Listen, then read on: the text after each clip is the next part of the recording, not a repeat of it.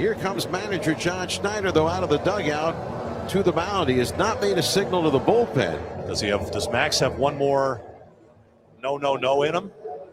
Scherzer talking. Schneider covering his mouth, now stops talking, says yes. There's a couple of more things. And Max has given him the baseball. So that is it.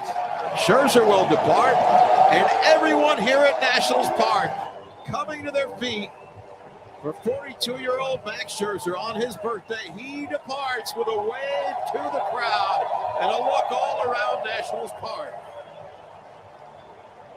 His 100th start in this ballpark, and who knows if there'll be another one. Charlie Slow's Dave Jagler last night as Max Scherzer departed after just 2 2/3 innings. He threw 75 pitches in the game, gave up a run on 4 hits, and what was very likely his last time pitching in Washington. Good morning, everybody. You heard that yesterday was his birthday. He turned 42 years old, and he left to a standing ovation. The Nats lost the game, more importantly, to a bad Toronto team, 3-2. They remain a game behind now Arizona and Pittsburgh, who are tied for that third and final National League wild card spot. Arizona and Pittsburgh are playing a series head-to-head, and Pittsburgh won the first game last night. Mark Zuckerman will join us on the show at 11:35. We'll talk Nats, and we'll also talk about Max Scherzer and his legacy here in Washington, one in which, obviously, he will go down as one of the great all-time DC team sport athletes. We had that conversation a few months ago. He's not on the Mount Rushmore, nowhere near it, but he certainly is an all-time great Nat, and I think will be remembered more for his time pitching here than he will anywhere else. Again, Mark Zuckerman will join us at 11:35. We'll talk trade deadline. Who are they going to move? Who are they going to keep? What are they going to do? They're in this thing right now. Last night, a bit of a step back offensively in the first game in a while that C.J. Abrams hasn't gone wild. But he did walk twice in 4 at-bats. Still not that bad. All right. I was looking at something early this morning because I was up and I was watching something on NFL Network where they were going back and forth about the teams that they expected to be playoff teams in the coming season, the teams that they thought might take a step back. And this is kind of an annual thing for me, and I honestly believe, and this is not meant to mean that those of you who don't bet on sports don't know what you're talking about, because that's not what I mean. I do think, though, there is a different perspective for people who bet on sports, bet on the NFL, and we'll just keep it to the NFL, because if you've been betting the NFL for any meaningful period of time, with anything meaningful, meaning you have felt the hurt of losses, you have felt the lesser joys associated with winnings. Most sports bettors, most gamblers in general, the hurt of losing is much worse than the joy of winning. You remember your beats much more so than you remember your wins. But there is a perspective, and I've talked about this for years, that I think people who have bet sports for a while have that those that have not bet on sports don't have. And the perspective is, when it comes to the NFL, it's like, man, we don't know anything. The people that are talking to you about this on the NFL Network and on ESPN, they don't really know anything. It is a total unpredictable crapshoot every single season when it begins. Now, there are certain things that if your franchise has, you do have a bit of an advantage, but it's not overly significant. Like, first of all, it's nice to be a well-run organization, a competent organization that does things the right way, that is good at securing talent, identifying talent, procuring talent, retaining talent, coaching and developing talent. Obviously, the most important thing in the NFL, more so than owner, more so than head coach, is, do you have a legitimate starting quarterback? Because if you don't, your chances are so much less than the teams that do have good starting quarterbacks. But even that isn't the end-all be-all in terms of being a predictor. Here we are on the verge of training camp 2026 for our team opening up. It's opened up already for other teams. Veterans report later today. Quinn and Peters will hold a press conference this evening. They do it every year before camp begins. So tomorrow's show will have a lot of the sound from Adam Peters and from Dan Quinn. There are going to be some questions that I'm going to be very fascinated to hear the answer to. Obviously, anything that comes up about wide receiver number 2 will be interesting to see how Adam Peters handles that question. I'm sure they will be directed towards Adam Peters. I think the Trey Amos situation right now is an interesting situation. Why is he on the PUP list? Why hasn't that fractured fibula healed to the point where he's ready to participate? Did they sign Rasul Douglas because there's concern over Trey Amos? And there are lots of other things that will be interesting on the first day of camp. But man, nothing over the next couple of weeks, over the next couple of months actually, will really give you any true indication of what this season is going to, provide for everybody. I went back just 1 year. I could do this every single year, and I've done this before, going back all of these years. Last year, I just pulled the ESPN right before the season began, their power rankings, but then their assigned playoff probability. The teams that are going to make the playoffs. And number 1 overall, the number 1 team in the league, the team with one of the highest playoff percentage odds, one of the highest over-under win totals, the Baltimore Ravens. The Baltimore Ravens last year went 8-9 and finished second out of the playoffs in the AFC North. They did play a game in the season finale in Pittsburgh to win the division and advance to the playoffs. But the Ravens were the number 1 team in the league, the team that most expected to be in the postseason, no postseason. Philadelphia was number 2 in terms of the power rankings and in the top 3 of playoff probability. And the Eagles did win more than they projected on ESPN. Now, it was less than their over-under number in Vegas. They were at 11.5 before the season started last year. They went 11-6. They won the division, and they advanced to the playoffs. So that's a good call there. Number 3 was Kansas City. They didn't make the postseason. Number 4 was Detroit. They didn't make the postseason. Number 5 was Buffalo. They did make the postseason, but they did not make it as a division champion. And by the way, Buffalo's overall odds of making the playoffs and advancing were higher than anybody's in the league. Well, they did win a game, and then they lost in the divisional round to Denver. 3 out of the top 5, 60% of the top 5 teams did not make the postseason. 1 year ago, we're sitting here, most of you would say, Baltimore's going to be a playoff team. Kansas City's going to be a playoff team. Detroit's going to be a playoff team. They were not playoff teams. Now, in Kansas City, there was a legitimate reason. Their best player got hurt. Then you go to the rest of the top 10. Green Bay made the postseason. Cincinnati was 7. They did not. Washington, remember this time of year, last year, was thought to be a playoff team going into the season. They didn't make the postseason. The Chargers did at number 9, and the 49ers did at number 10. 5 of the top 10, 50% of the top 10 teams predicted to make the postseason didn't make the postseason last year. Now let's go to the back half of those power rankings and those playoff probability odds, because the Bears were picked 17th with a 34% chance of making the postseason.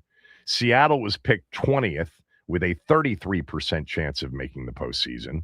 Jacksonville was picked 22nd with actually a 39% chance of making the postseason, probably because of the division they were in, which, by the way, on paper right now looks like a damn good division.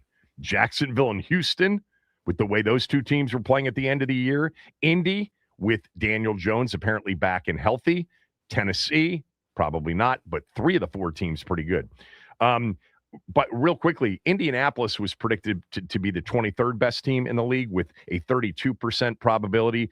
They were at one point midway through the season the team with the best record in the NFL, and then they lost their starting quarterback. So they were very much on their way to being a playoff team, but they didn't make it. New England, 26th ranked with a 30.5% chance of making the postseason, and Carolina, 28th with a 21% chance of making the postseason. So 5 out of the back half of the league teams qualified for the postseason. There are 14 spots. 5 of them were filled by the teams that were picked in the back half of the league. And of course, as we know, the 2 Super Bowl teams were in the 20s, Seattle at 20, New England at 26, with a blended average chance of making the postseason this time last year of 31.8%. We don't know anything. The people that predict these things don't know anything.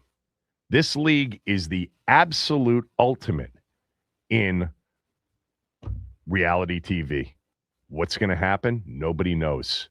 There's no script that gets followed. And every year is different. Every year produces somewhere between 40 and 62%. If you go back over the last 10 years, it's anywhere from 40% to 62% new playoff teams year in and year out. I mean, nearly half of the playoff teams in 2026 will be teams that did not make the postseason last year. Now, we can look at that list and predict, well, Detroit's got a chance, Baltimore's got a chance, KC with Mahomes back. Those are the obvious.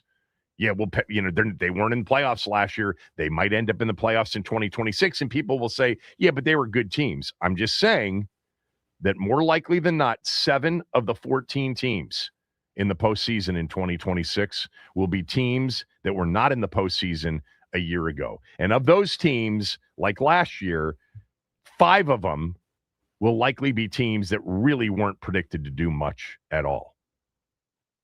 So it's not a reminder. Most of you understand this, but the season never plays out like we talk about it in the months and then in the weeks and then especially the days leading up to it. The 2 biggest determinants of NFL games and NFL seasons are quarterback and health of team. And you can't predict health of team going into a season.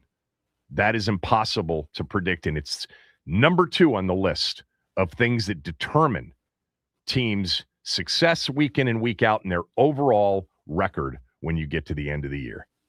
I mean, I'm just looking at, some of the predictions for this upcoming season. Cincinnati's a hot team to play right now because of Joe Burrow coming back healthy. There's a lot of belief in Buffalo with a new coach, with a new stadium, with some revenge on their minds after they lost the division last year to New England. There's a lot of people shorting New England going into this season, saying last year, like Washington in 24, was a bit flukish.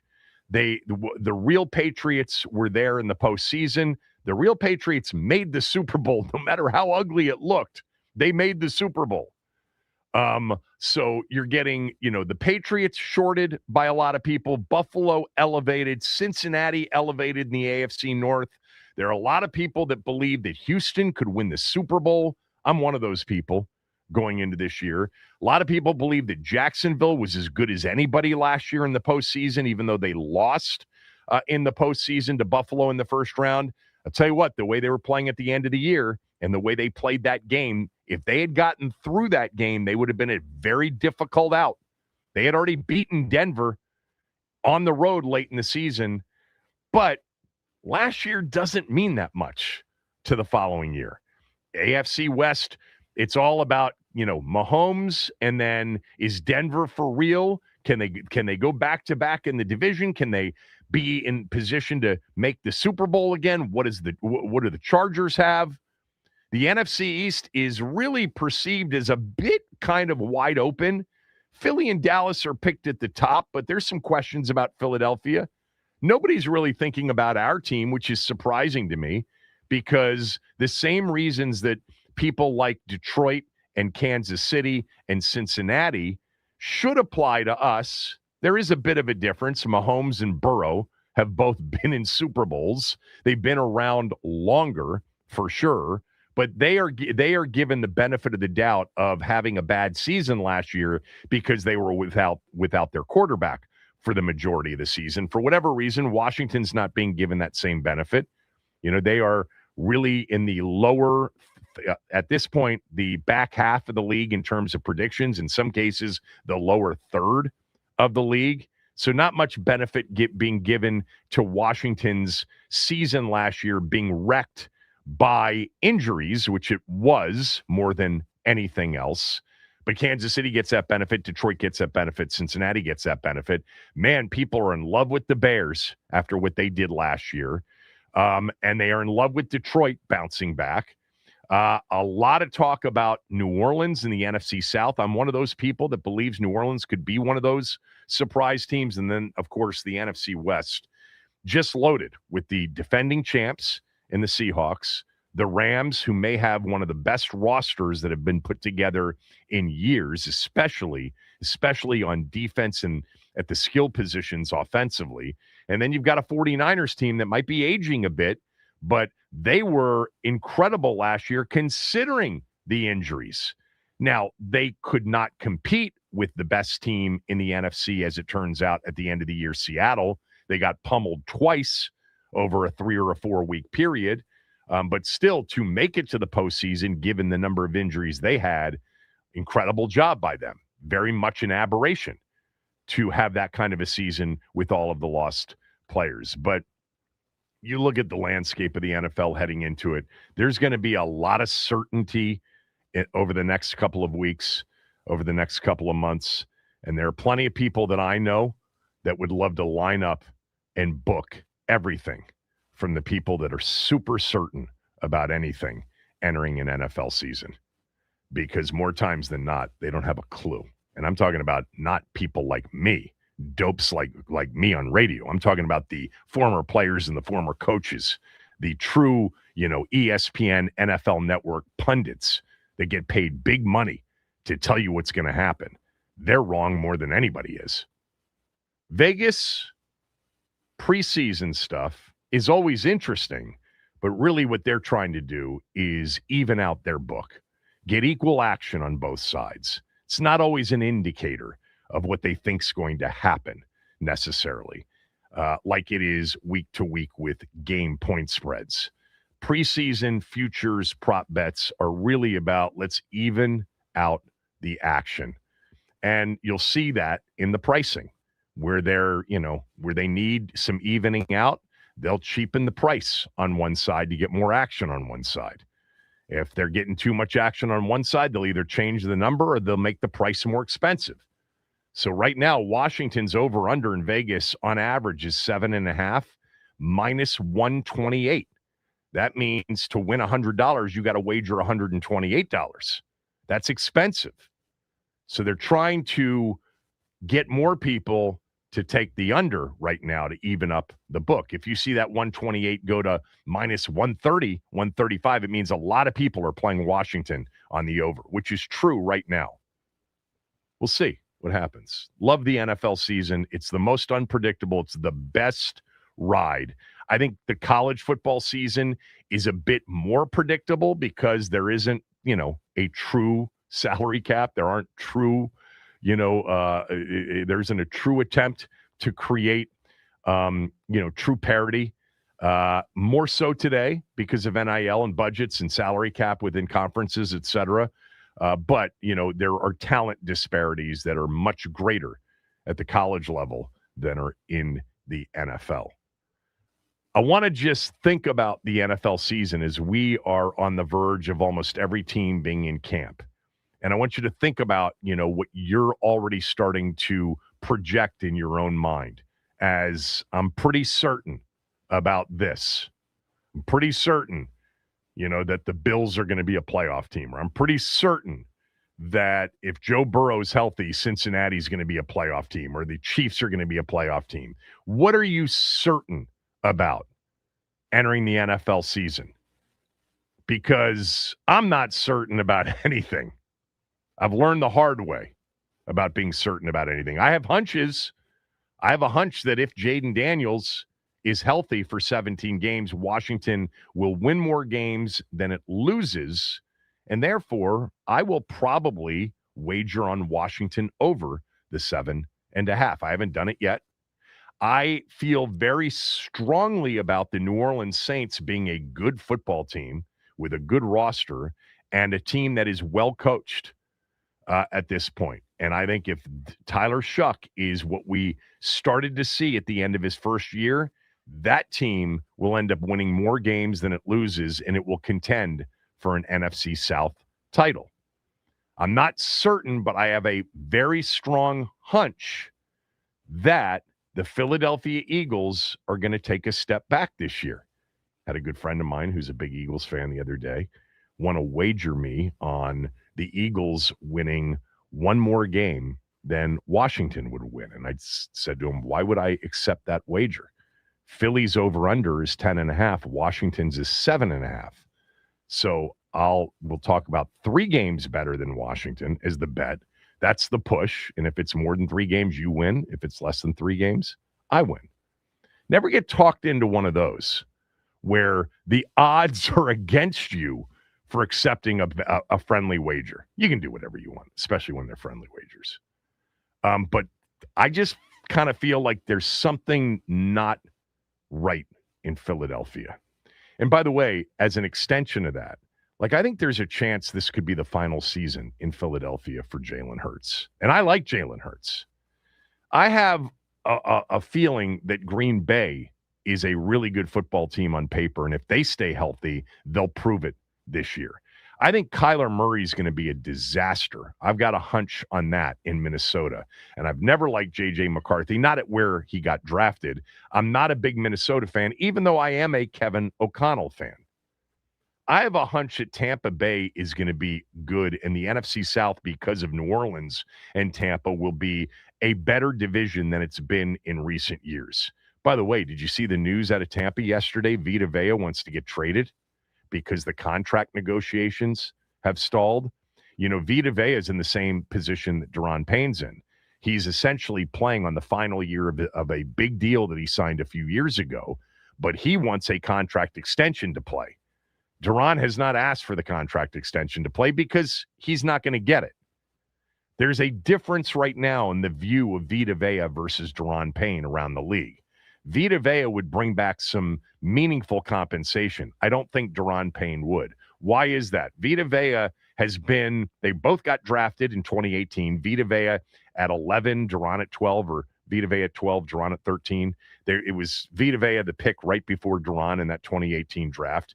He has been a very good player and a more consistent player than Deron's been. I don't think his upside when he's played at his best is a lot better than Deron at his best, but he's been more consistent, and he's been a dominant, at times, run stopper. He's also 2 years older than Deron, which is strange because they were drafted in the same class. Vita Vea, there's no way Todd Bowles is letting him go. That organization needs to win. Bowles needs to win, but I like that defense if Vea's on it, with Reuben Bain Jr. added to it, with some of the guys that were hurt last year coming back. They got a chance to be very good defensively. And Baker Mayfield, you know, had an up and down year. He was banged up. I've been watching the quarterback show, Max. I've got one more episode. Jaden, by the way, there's no big reveals. I mean, zero from my standpoint about Jaden Daniels. And I love him. And I had people email me last week saying there's going to be some affirmation about his dedication to the game and the whole thing. All of that is true. Like, there's nothing surprising. Jaden's not the Flaccos are the star of this quarterback series. They're the stars. He, his wife, the kids, by far. I mean, Baker Mayfield's wife's kind of annoying. Whatever, just a personal view. And he's an interesting guy to watch. He's clearly one tough SOB and competitor, but he's an okay watch. Cam Ward, let me just say this. I think Cam Ward's going to be really good. Cam's a dog. I love him in this show, man. There's some of it he's still a child in many ways. He's just a very young kid, but part of it is very likable. But the dude can play. He can really sling it, and I think people that are around him see the talent. I hope it gets coached up and developed the right way, because I think he's a real talent. I think he's going to be a good quarterback in this league. I don't know if he's going to be an elite quarterback, but I think he's going to be a good quarterback in this league. And then Jaden, I mean, there's just not a whole – you've watched the whole thing now, right? It's been life is lifed in the past couple weeks, so I really haven't had much time to sit down and dive into it. So I am through all of the episodes except for the last one. And, Washington's and Jaden Daniels' story became less and less significant because he stopped playing after the Minnesota game. And there's no big reveal on how he got shut down, or, was the owner involved in the decision, or was it Adam Peters? There was none of that. None of that. I didn't feel like there was anything. Jaden's not, a dynamic personality in that setting. I think he is with his teammates and in a locker room and at his place of work. There's a real, I think, innate strength and leadership ability. But in that environment, the Netflix people didn't get a whole hell of a lot out of the Jaden Daniels piece, like they did with a 42-year-old guy with 5 kids, which made him very relatable to people like me anyway. I mean, I'm not saying it's a subjective thing, clearly. But Flacco's story last year was such an interesting story because he played poorly in Cleveland with, by the way, nothing around him on offense. They trade him to Cincinnati. Burrow's hurt, and he comes in and lights it up for multiple weeks in a row. And he's there, and you realize, he's got the challenge of being a father and this isn't just in sports. This is in a lot of different areas of life where, one parent sometimes has to spend days and weeks at a time away from the family for work. And he was living in Cincinnati. The family's back in Haddonfield, New Jersey. He's a South Jersey guy. His wife's South Jersey. You hear it in their voices. You hear it in the kids' voices. It's great. And that was the by the far and away. I know I'm going all over the place here in this segment. We've covered a lot. The show might actually end when we throw to a break here in a moment. But I was just kind of reminded myself of I've now gotten through almost every episode. I've always been a huge Joe Flacco fan. Most of you who have listened to me for a long time know that I think he's one of the great clutch playoff quarterbacks, big game quarterbacks of his generation. He's not one of the best quarterbacks of his generation. He's not going to the Hall of Fame, even though he is a Super Bowl MVP. I'm just saying that in big games, Joe Flacco was as cool as anybody.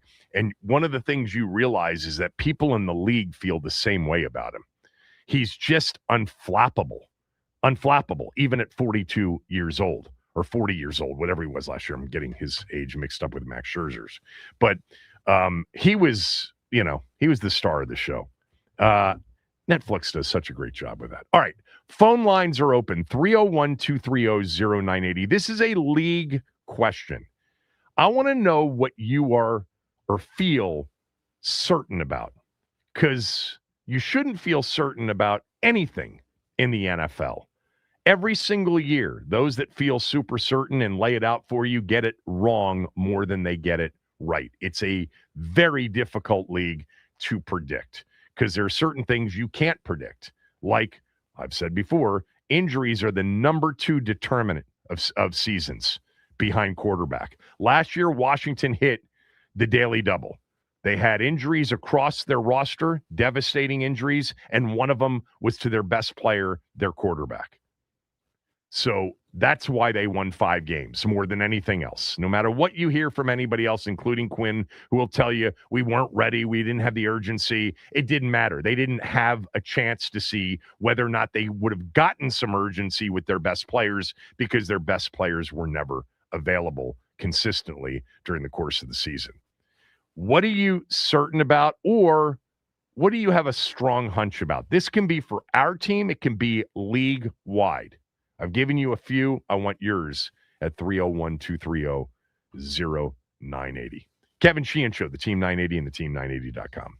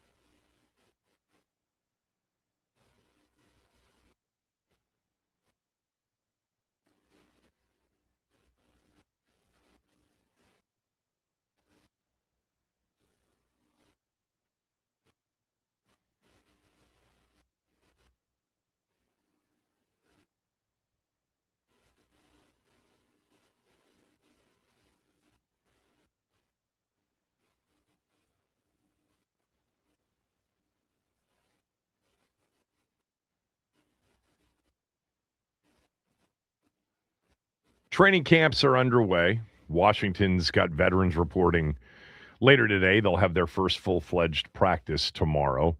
Tomorrow night, by the way, will mark 6 weeks until the NFL season opener, with Seattle hosting as the defending champs against the team they beat in the Super Bowl, the New England Patriots. Yes, 6 weeks from tomorrow night. It'll be here before we know it. The question that I'm asking is an NFL question, a league question, but it doesn't mean that you can't answer with something that is Washington specific. But entering this upcoming season, what are you certain about? What I did in the open was to say anybody that's certain about anything is playing with fire, because the NFL is the most difficult league to predict before a season begins. Last year, 2025, if you look at essentially the top 10 predicted teams, only 5 of them made the playoffs. And then in the back half of the league, 5 teams made the playoffs. 2 of them, the team that was supposed to be the 20th best team in the NFL, Seattle, and the team that was supposed to be the 26th best team in the league, New England, they made the Super Bowl. Does anything else speak to the uncertainty of the NFL? Then last year at this time, Seattle and New England had an average of 31.5% of making the playoffs, their blended average. Nobody had either team as a playoff team. Nobody had either team as even a top half of the league team. And in New England's case, they were in the bottom third, bottom quarter. So Seattle 20th last year, New England 26th, and that was your Super Bowl. And then out of the top 10 teams where everybody was expecting, a Baltimore-Philadelphia Super Bowl or a Buffalo-Philly Super Bowl or a Detroit-Kansas City Super Bowl, Baltimore, Kansas City, and Detroit, 3 of the top 5 teams didn't even make the postseason. Philly and Buffalo, the other 2 top 5 teams, didn't get out of the divisional round. In Philly's case, the wild card round. What are you certain about? But maybe more safely described, what do you have a strong hunch about?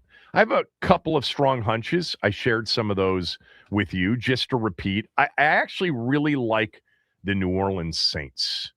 I think they're a little bit under the radar, although I think more and more people are talking about the Saints because Tyler Shuck looked the part. I think Kellen Moore really knows what he's doing as an offensive head coach. They've got some talent. They're good defensively.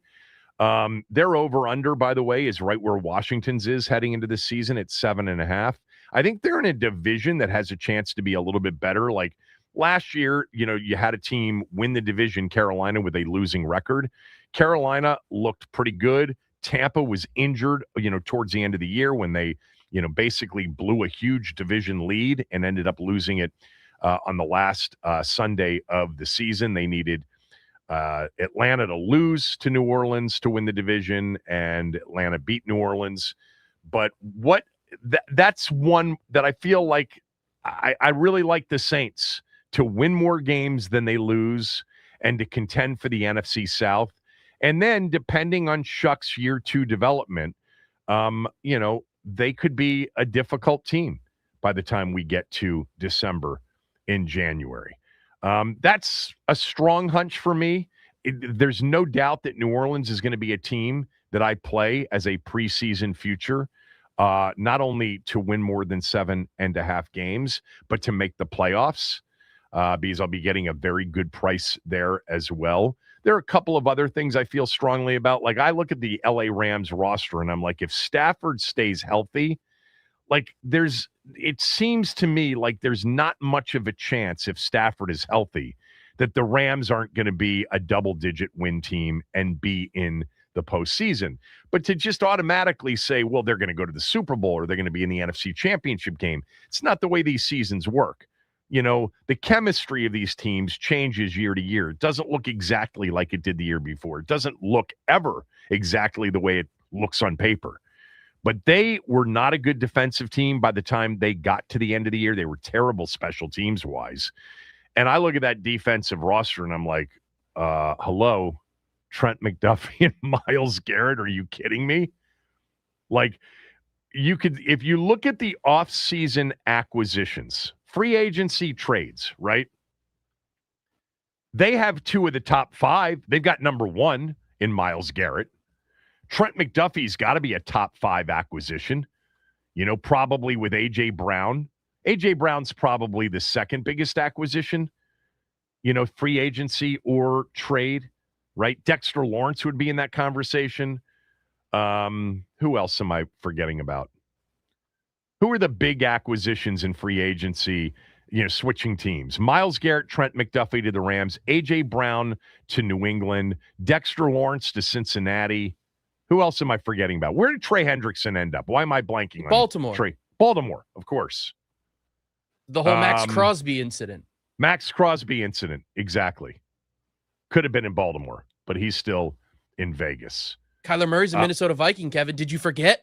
I didn't forget. I'm going to tell you, if Kevin O'Connell coaches Kyler Murray up to consistency, then if he's Minnesota, because there are people in Minnesota that want Kevin O'Connell if they don't make the playoffs this year, gone. That's insane. He is a quarterback coach, an excellent one. Yeah. What do you feel certain about, or what do you have a strong hunch about? Me? Yes, you. Well, you have a team that you like, and I have a team that I hate. The vibes have never been worse for this team in the offseason. Abdul Carter and Jackson Dart were publicly beefing online in the offseason. Cam Scadabo's doing backflips at Fanatics Fest. I do not believe in the New York Giants. So I am going to say that I am certain that they will finish 4th in the division yet again this year. So bookmark it, Giants fans. Well, they're predicted to finish 4th. It's not listen, it's not a bold or a hot take. It's what you have. There are people talking up the Giants roster. I've heard that. A lot of belief because of Harbaugh. Sure. A lot of belief that, he's going to get some professionalism, some competence into that organization. Yeah. Okay. But as long as Shane's involved, I just don't. It gives unserious franchise vibes to me. I can't get on board with it. There are a couple of teams that, in addition to New Orleans, because they're more on the low side, predicted low side. I know a lot of people like Jacksonville and Houston this year. So do I. I like both of those teams. That AFC South, especially with Daniel Jones back, he's healthy, he's cleared. Remember, that team was what? They were 7-1, right? When he got hurt, 7-1 or maybe 7-2 last year. They had the best record in the NFL. They were 7-1, and then he got hurt. He got hurt a couple weeks later, but they lost. They lost a couple of heartbreakers. Remember, they lost a close game at Pittsburgh. They lost an overtime game at Kansas City, and then he got hurt in the game against Houston that they lost 20-16. Indy's got some good players. That division is sleepy tough, at least the way it looks now. Not certain about it, but I have a hunch that Jacksonville and Houston are legitimate, like deep into the postseason contenders. Well, I've got one other hunch, and some of you are going to hate it, and you're going to identify why I have the hunch. I'll save that for after the calls. 301-230-0980. What are you certain about heading into this NFL season? Or again, maybe better described, what do you have a strong hunch about? Let's start with Dave in Alexandria. Dave, go ahead. Good morning. How are you, Kevin? Long time. Oh, my God, Dave, I recognize that voice. It has been a long time. How are you? Oh, good. I've had 2 knees replaced, so that's what I've been doing. Well, I hope you're well. I'm well. I'm well. I think the prohibitive favorite are the Rams. I think you mentioned about Stafford. Depending upon if he's healthy, they're going to go a long way. I don't know if they'll get to the Super Bowl or not. My concern is for Washington. Are they improved? I think they are. You've got a first-time offensive coordinator, first-time defensive coordinator, and historically, as you've mentioned many times, they always start off slow. And given the first 3 games, which are murder games, we're in a wait-and-see mode. I think they still have deficiencies at cornerback. I think you'll see more of a run game this year rather than run and gun. But once again, it all depends upon health. I guess my bottom line is we're in a wait and see mode on Washington. I like your idea of Houston. I think they're going to go a long way in the South. So those are my thoughts, Kevin. All right. Thank you, Dave. Good to hear your voice. Take care of yourself. Appreciate it. What are you certain about entering this NFL season, or what do you have a strong hunch about? It's a dangerous game, but we're playing it. Nick in Virginia Beach. Nick, go ahead. Hey, Kevin. Thanks for taking my call. What's up, Sure. Max? I have a couple. I think a couple I'm going to speed through. I think the Bills will make the playoffs just because of Josh Allen. I think that the NFC North will have two postseason teams. That seems to be the trend over the past few years. And I think there's really three talented rosters in that division with Green Bay, with Detroit, and with Chicago. But my biggest one, I think, is that I think Seattle is going to take a step back.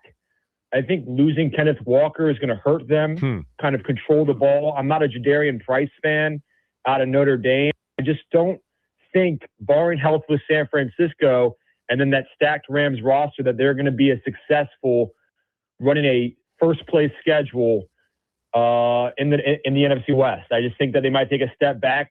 The public loves them. There's a lot of love for Seattle. I'm still not a believer in Sam Darnold either. I just think that they are setting themselves up right now for a regression season. Yeah, I'm just not a believer in Sam Darnold either. Now, let me just say that with a great defense, with great special teams, with a running game, with the scheme that totally fits what he does well, you can do a lot worse than Sam Darnold. I'm not suggesting he's a bad quarterback, but I still, and I'm just trying to think of the, if you just go back to the playoff or the late season game that they had against the Rams, in which the Rams gave it up. They gave up the punt return. Then they had the wacky 2-point conversion. I didn't think he was great in that game. There were a couple of games late in the season where I'm like, Sam Darnold kind of regressing. Remember what Sam Darnold, after that great season in Minnesota in 24, did in the postseason game against the Rams defense when they played that at a neutral site in Arizona because of the fires in Southern California. But I will say this, they are well coached. They have really good defensive talent. They are good on both lines of scrimmage. They do all of the little things, but they are in a loaded division, and we'll see how the schedule plays out. That's one of those. I love that you've got a strong hunch about the Super Bowl champions taking a step back. And by the way, when you look at their competition, playing the Rams twice, playing the 49ers twice, and everything else they've got on their schedule, are they going to repeat where they were in terms of win total? It seems unlikely. This from Tanner. Tanner writes me, you mentioned the Saints coaching staff. Their DC might be better than their HC, meaning their defensive coordinator and the head coach. No, I love their coaching staff. And no, I would not want Brandon Staley, the defensive coordinator, Tanner, as my head coach. We already saw that in LA with the Chargers. He is a great defensive coordinator. He is not necessarily, or at this point anyway, a great head coach. I thought Kellen Moore did a great job with the Saints last year. And that is a very, very solid coaching staff with just an interesting roster. The quarterback is everything, and he showed a lot at the end of last year. They added Travis Etienne, or however he's pronouncing it these days. Alvin Kamara's back. They added, the kid, the wide receiver from Arizona State, to Chris Olave, the receiver that got drafted in the top 10, the Arizona State injured wide receiver, Jordan Tyson. They've got really good talent defensively, really good talent, and they were really well coached defensively last year. All right, stay on hold. I see everybody there. What are you certain about entering this upcoming NFL season? Or as, mentioned in the open, you shouldn't be certain about anything when it comes to NFL predictions. But what do you have a strong hunch about as it relates to the NFL at large, teams, players. It can be our team as well. Stay on hold, Billy, Jay, Jeff, Aveen, Frank. We do have a line open if you want to weigh in at 301-230-0980.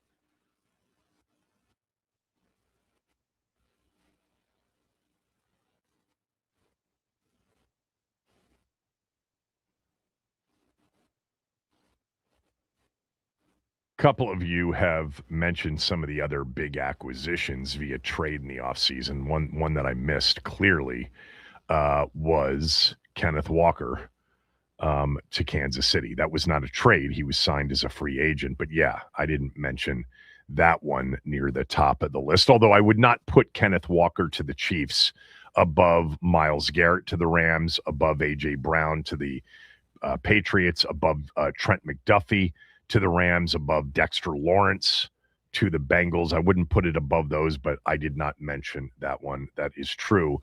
Others have mentioned, don't forget, the guy you love and the fit, Mike Evans in San Francisco. Yeah, I mean, Evans can still play, and that is a good offense, and there is a need there, obviously, without, what's his name? The guy that we've talked a lot about, Brandon Ayuk. Yeah, okay. Also, I would mention Jared Verse in Cleveland. He's going to be a star in this league.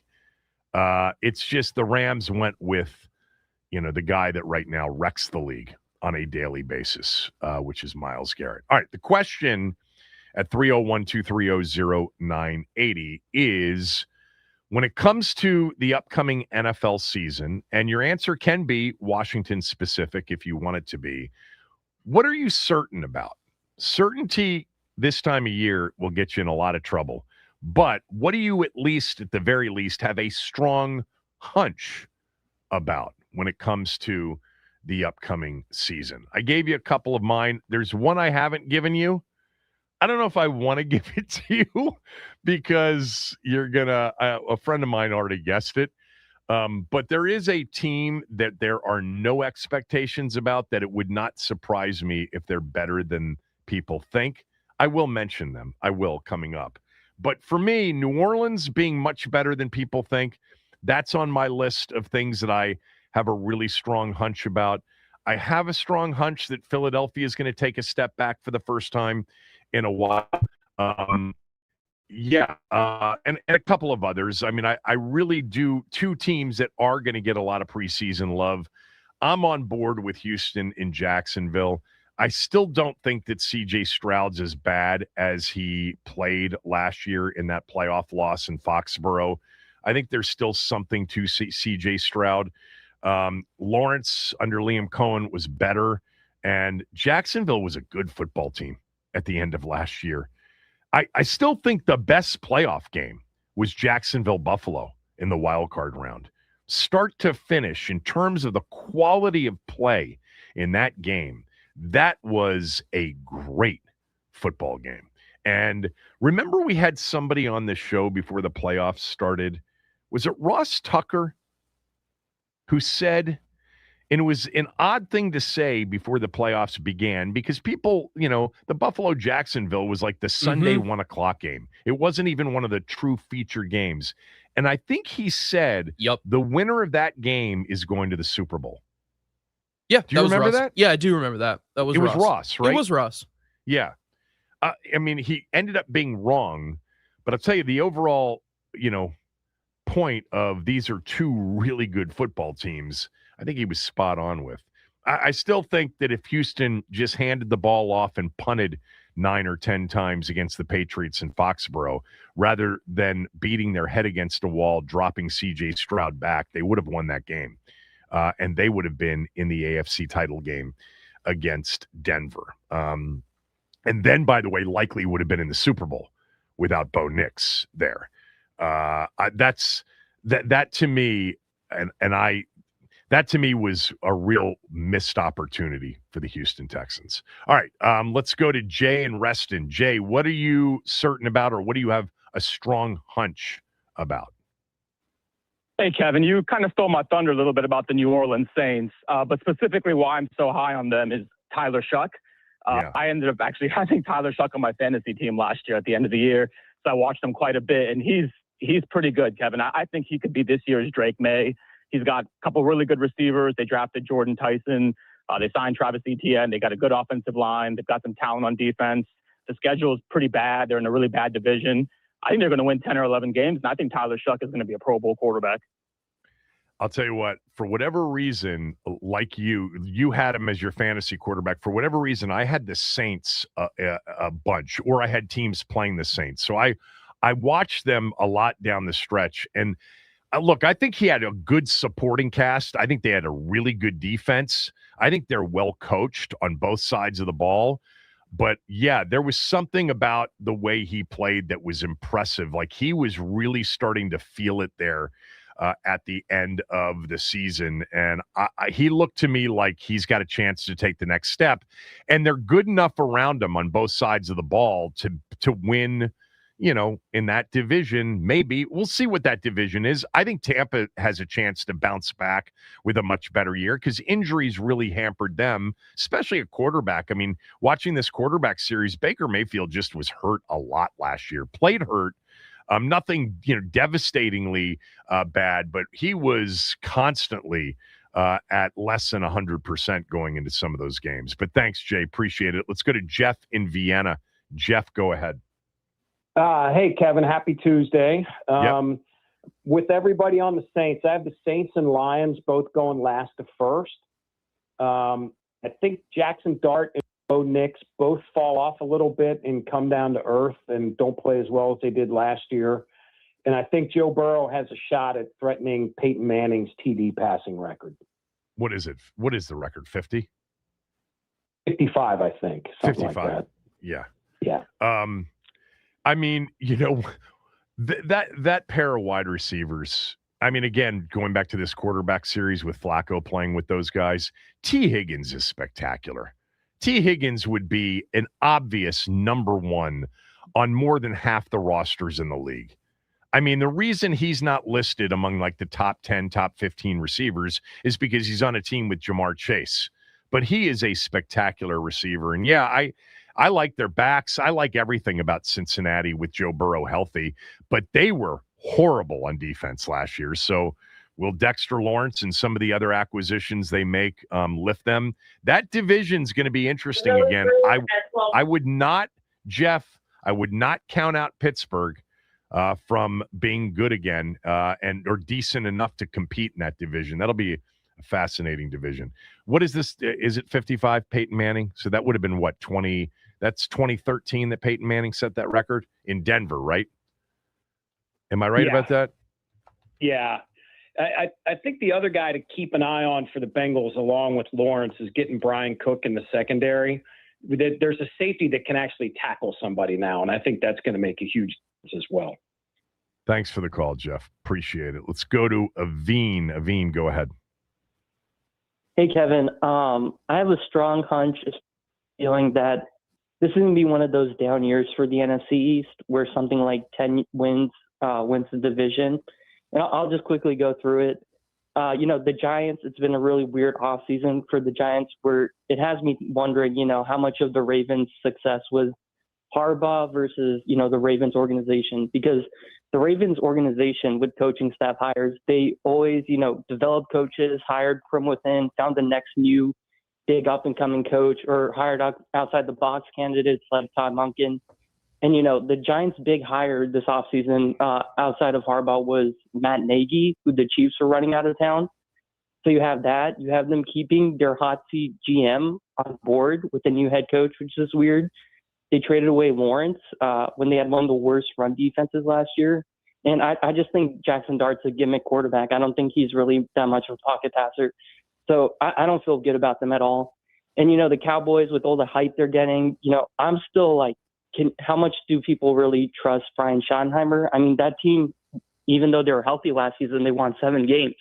Yeah. And they had some really weird, bad losses the second half of the season when they were fighting for the playoffs, even when their defense was playing better. I mean, the defense started to play better towards the end of the year. You're right about that.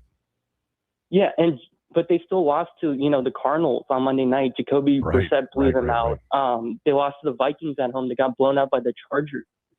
They had all these weird losses. Like, that is a team you can't trust at all to me still. And then with the Eagles, just lastly, it feels to me like the Eagles are getting out ahead of their quarterback situation. I think, Hurts already has one leg out the door. I think they're setting themselves up for a post Jalen Hurts world with the moves they've been making with all these little receiver additions, the new offense, where they can say, we tried to move Hurts to a modern offense. It didn't work because I just can't see them paying Hurts what he's due the season after or restructuring his contract. I don't think they're going to pay him that much. I don't think they think he's worth that much.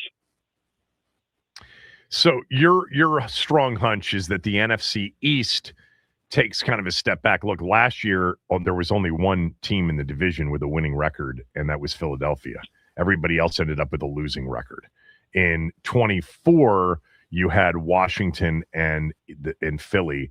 But, I don't know what a step back means, but I hear what you're saying. You have a hunch that it's not going to be a good division top to bottom, basically. Yeah, it's just something like 10 wins, wins the division. It's not like there's going to be a team that's like 12, 13 wins, and we really need to be on it. I feel that, too. I don't feel like there's a team in the division that's capable of winning, say more than 11. Yeah. All right. Thanks, Savine, as always. Let's go to Frank. Frank's calling from Idaho. Frank, give me your NFL strong hunch heading into the season. Go ahead. Hi, Kevin. Good morning. Good morning. Hey, I want to say the guy who answered my call, I really like him. Man, Max is great. Thanks, Frank. Hey, Mike, is it? Hey, Mike, you can right. call him Mike. Call me He doesn't Mike. care what you call him as long as you call him. No, it's Max. Max. Hey, listen, I don't know if you remember, Kevin, last year I called you one time, and it was the record, the team's record prediction day. And like everyone else, I missed it badly. I think I called for 11 wins. But anyway, I had him. I think I had him at 14, right? 13 or 14, or was it 12? I just had him in the Super Bowl. That's all. I just had him in the Super Bowl last year. Exactly. Yeah, against the we Chiefs. Know what happened. How'd that work out? Yeah. Yeah, right. Well, that was an aberration. But I've heard a few hunches this morning from people. But I'm gonna be stronger, and I'm gonna give a strong prediction and something I'm certain of. But I want to. It's based kind of on what you said. I loved your opening this morning, where you pointed out that 5 of the top 10 preseason picks from last year didn't even make the playoffs. So, absolutely, the NFL is completely unpredictable, and we don't have any idea who's gonna go far and who's gonna win the Super Bowl, which I like. I like that about the NFL. I do too. I mean, every year is its own kind of deal, and it's really hard to predict. Even though, somebody reminded me that we've actually had dynasties that would kind of go against the we don't know anything. We essentially had 2 different iterations of New England dynasties, and then we had a mini dynasty at the very least with the Chiefs. That's true. That is true. But for the most part, when you look at an NFL season, you can pretty much count on close to half the teams that'll be in the postseason are teams that really weren't expected to be in the postseason before the year began, which means half the teams that aren't in the postseason were supposed to be in the postseason. And that's where you get into, more times than not, it deals with the fact that these teams ended up having a run of injuries that they just couldn't overcome. Right. Absolutely. So, hope springs eternal, Kevin. So it does. Every year I'm fired up about our team. I'm a lifelong Never Die Skins Commanders fan. I grew up in Silver Spring, just so you know my background. And I started watching really football seriously at a young age, the year that Sonny played his swan song year. And we went to Super Bowl 7 and lost 14-7 against the Dolphins. And I've always wanted to point out to people that, hey, that's the year that Sonny stepped in that pothole in New York Yankee and Stadium. tore his Achilles. Yep. Right? And he was on a tear, though, if you remember, Kevin. And I think for sure, I mean, this is a long way back, but I'll tell you what, if Sonny had not have been hurt that year, we would have scored more than 14 points against the Dolphins in the Super Bowl. No doubt. Sonny, they were a better offensive team with Sonny. They also, for George, during those years, George Allen, He didn't want to be a higher risk offensive team. He thought his defense and special teams were good enough to get it. But in 72, Sonny was off to a really, really good start when he tore his Achilles at Yankee Stadium against the Giants. Thank you, Frank. Appreciate the call. Billy, give me something about the upcoming NFL season that you are certain about or have a very strong hunch about. Go ahead. Kevin, good morning. I would preface this with last year I had the Commanders 17-0 and winning the Super Bowl. Yes, so you just did. Take this That was just a bit outside. I think I got a couple quick ones. The Kyle Shanahan injury, I think, is going to linger for San Fran. That's a terrible accident that he had, and he's not in camp now. I know that folks I wasn't aware of it until the last couple of days, so that was a big piece of news that he's not in camp. Same thing. We all kind of heard at the same time. By the way, the story is that he literally almost lost his eye in this car accident. But he is, I think, at camp watching and monitoring from afar, but he has not been cleared to coach the team yet. And it may be a while. Concussion protocol for coaches is rare, and we wish him a speedy recovery. Yep. The Baltimore thing, our friends to the north are going to struggle with their new coach. I think Harbaugh really kept that organization together. They will have made one of the most horrid decisions in the history of the NFL with benching Flacco and bringing in Lamar, and I think that'll be reflected this year in their results. And then finally, Cleveland. I mean, if you took three of those quarterbacks, put them together, make one quarterback, you wouldn't have a starter in this league. So I don't know how Cleveland wins more than maybe 2 games, and that's probably against Baltimore. Thank you. Yeah. How many games did Cleveland win last year? Because they were in some games last year. 5? Yeah, I'm forgetting what it was. But remember early in the season, like they almost knocked off Green Bay. They did. They beat Green Bay in that game. Oh, they did beat Green Bay. Yep, 5-12. They played that London game where they had a chance against the Vikings. Like they were close in a lot of games, if I recall. But that was because of their defense. Gabriel, Shadur, and Deshaun. Those are the quarterbacks? Correct. Yeah. It doesn't seem like the best of situations. Uninspiring. Why am I blanking on who replaced Stefanski? Who's the head coach there? Hafley? Hafley? No, he's in Green Bay. No. Hafley is the head coach in Cleveland? No, he's Miami's coach. Yeah, right. Monken, Todd Monken. Monken, right, of course. JYD, give me an NFL prediction that you feel really strongly about heading into the year. Go ahead. It's A.J. Brown. He will be better than Stephon Diggs. He will give Dobbs over there will even be better as a number 2 over there because of what A.J. Brown will do over there as the lead wide receiver, and along with Josh McDaniels and what he as a coordinator, and with Stevenson at the running back and Ramadre at the running back spot or whatever, and they got a fullback now, right? And they got a fullback, Gillingham, I think, or whatever. They're going to run, whatever. He's going to add something to the team. So I think A.J. Brown is going to be very happy, at least for a while, with the Patriots.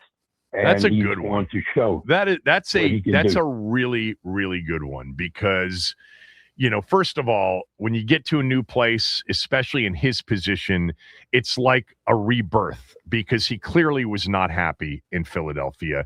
And his last few games of last year proved how unhappy he was. Personally, I thought they were unprofessional efforts by A.J. Brown, especially in that playoff game against the 49ers.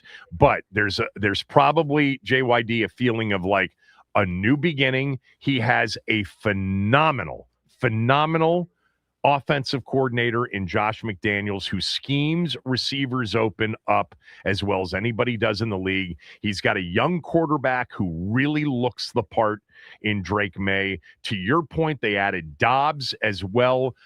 They've got, the Travion Henderson is a big-time, explosive back, and then Ramondre Stevenson is a back who can do it between the tackles. I think that is a hunch that I would share with you. I feel strongly that A.J. Brown is going to have a really good bounce back season, and he's going to feel like a new player in New England.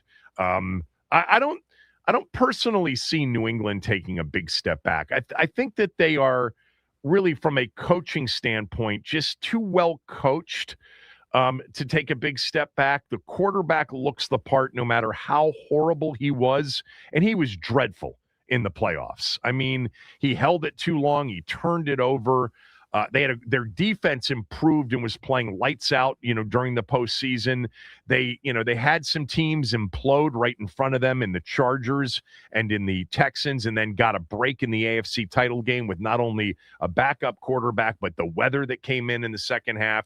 And then they got, completely manhandled and dominated in the Super Bowl. But with that said, he looked the part most of last year. Like, it's only his third season. He's big. He's got an arm. He can throw with timing. He can throw with touch. He can throw with anticipation.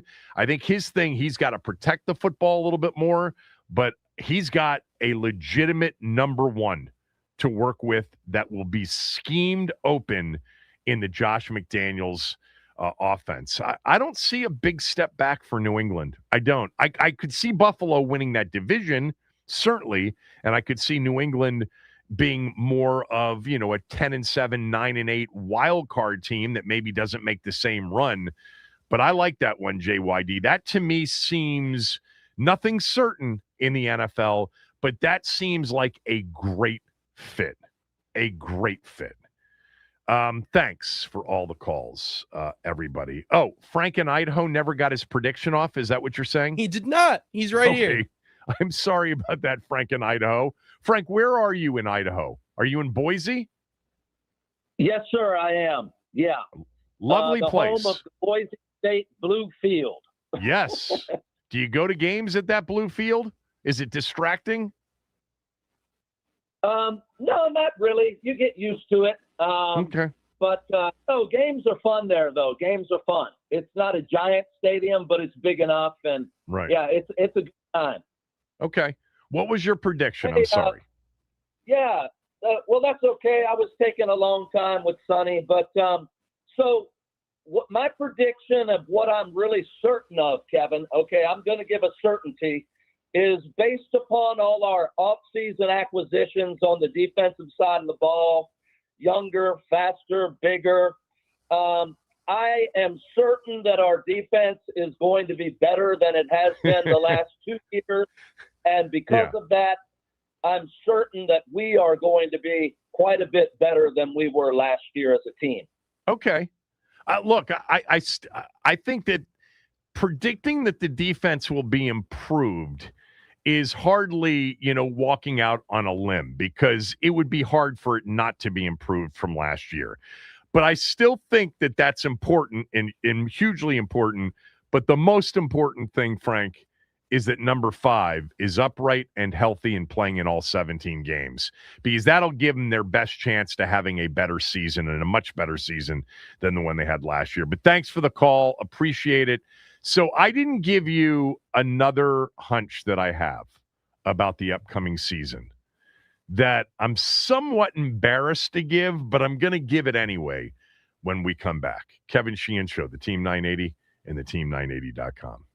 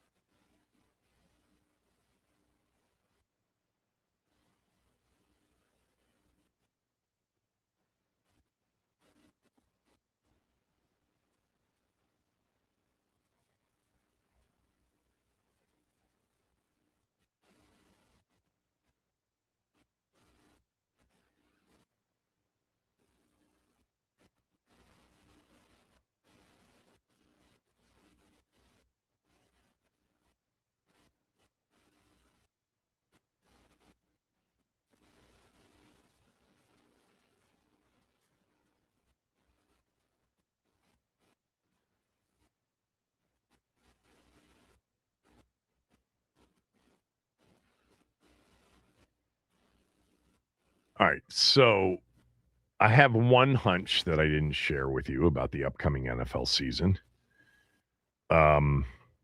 Hesitated to share this with all of you because those of you that have listened to me for a while know that this is one of my favorite players in the league.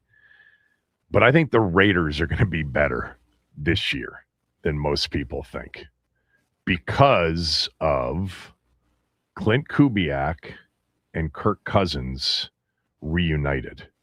Now, you might say, well, what the hell does that mean? Kirk's done at 37 years old. No, he actually played really well at the end of last year when he came in to late in the season. And actually, as a starting quarterback last year for Atlanta, was 5-3. And if not for a couple of key, fumbles, they would have potentially been the division champion. They were one game away from winning the NFC South last year. He was solid, and he's now going to be 2 seasons removed from 2 full seasons removed from the Achilles in 2023, entering the 3rd season, and it's a perfect fit. Clint Kubiak was the quarterback's coach and the eventual offensive coordinator for some of Kirk's best seasons in Minnesota. And the scheme is right, and he's got a big old tight end in Brock Bowers. The receivers are a little bit sketchy, but they've got Ashton Genty in the backfield, and their defense is kind of loaded, surprisingly so. Remember, Max Crosby stays. Hopefully he's healthy for them because I think that's why Baltimore sort of backed out of the trade, but they added Nakobe Dean. They added Quay Walker. They added Kwity Paye up front. Defensively, the Raiders should be pretty good. Offensively, can they, in a scheme that totally fits the guy that is very likely to start the season? Fernando Mendoza is not going to get that opportunity until, you look at the Raiders' schedule. It's not easy, even though they were a last-place team last year. They open up with Miami, but then it's really, really brutal. And that goes to show you that, most of these games are determined not based on where you finished the schedule. 3 games are determined that way out of 17. They have the Chargers week 2, then at the Saints, then Chiefs, Patriots, Bills, Rams. Then they get the Jets, then it's the Niners, Seahawks, Broncos. On paper, brutal. I think they've got a chance to be a better team than most think. Their over-under is 5.5. In some spots, I see some 4.5s out there too. I think if he plays the majority of the season, they'll win more games than their over-under number. I'm not saying that they're going to win the AFC West. I'm just saying they've got a better roster than most think. And the fit between head coach and play caller and quarterback is a really good one. And I think it's one of the reasons they went out and signed him. They want to be a competitive team. Eventually, Mendoza is going to get that opportunity. And if Kirk doesn't get it done with Kubiak against that schedule, brutal early, and they're not in the mix of something, they'll go to Mendoza. But they've already said they don't want to play Mendoza early, and they'd rather have him sit and learn for a year. Brock Bowers is arguably the best tight end in the game, right? Bowers, McBride. All right, we'll talk some baseball with Mark Zuckerman. After this, let me just mention to all of you that everything we talk about on this show when it comes to the NFL is brought to you by Xfinity. Score the most reliable Wi-Fi. One price, 5 years, guaranteed. Xfinity, imagine that.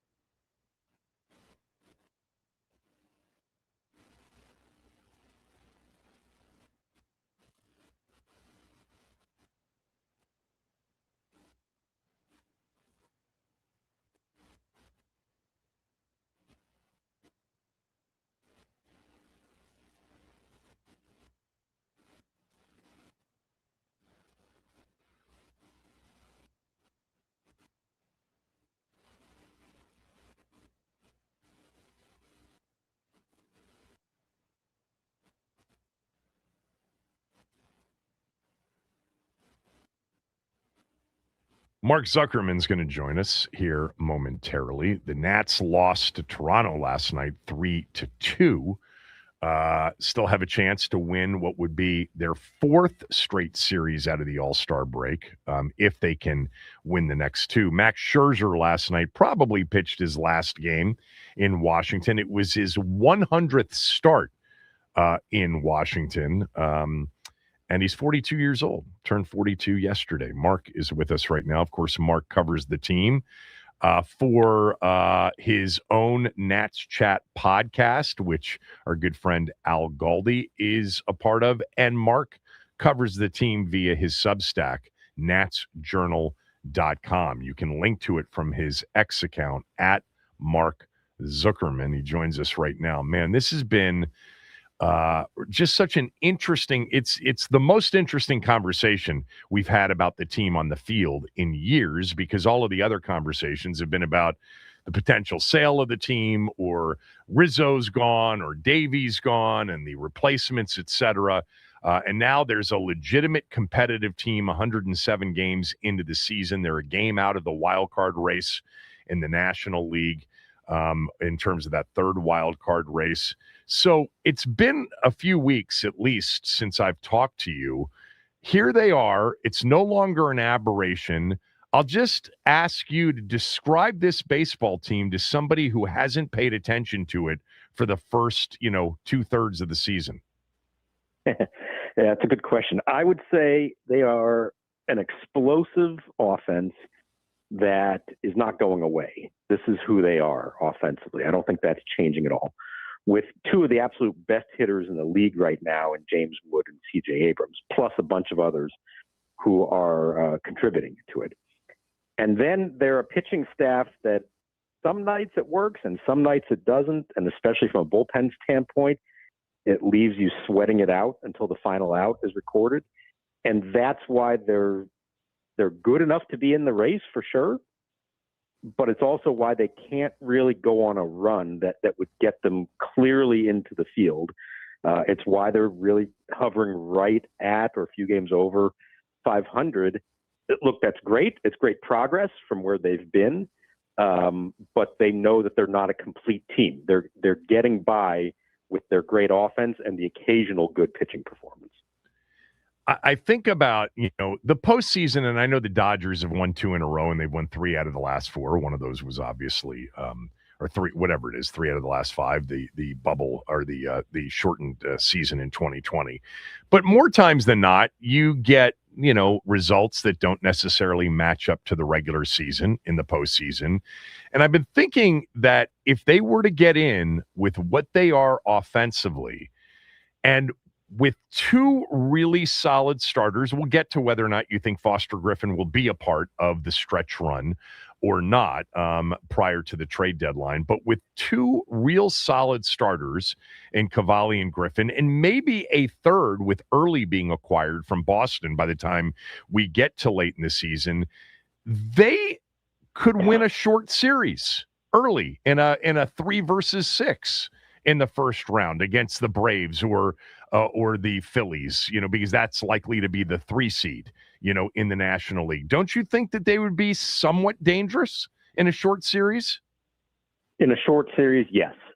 If these young hitters are not fazed by the moment, and so far they haven't been. Obviously, they're not playing in October games that mean so much more, but we've seen them have success against good pitching this year, and they've faced a number of, what I'll call sort of must-win games over the last few weeks. Like after a tough loss, they come right back and they explode offensively. So yes, it would give them a chance.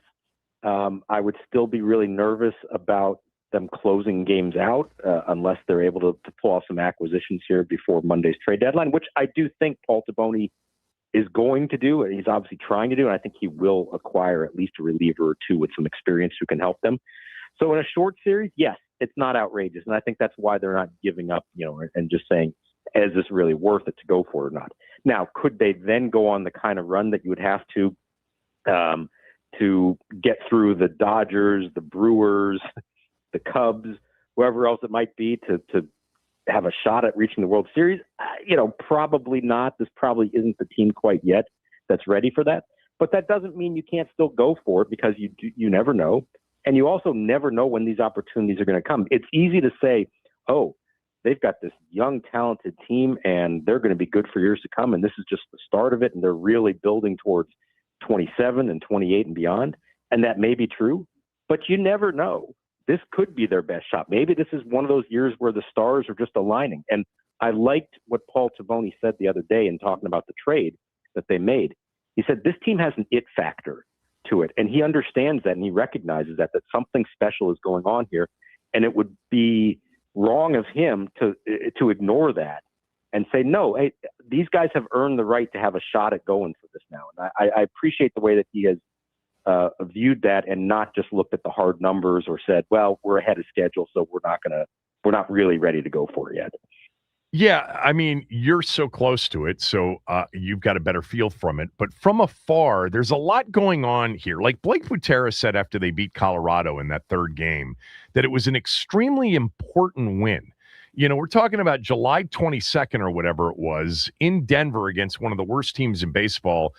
And it was an extremely important win. And I kind of understood in the moment why it was important. You couldn't lose that series. You've got to keep the momentum going through at least August 3rd and the trade deadline, because there's been a lot invested. There's been a lot achieved here. They've clearly cleared the expectation hurdle by a long shot.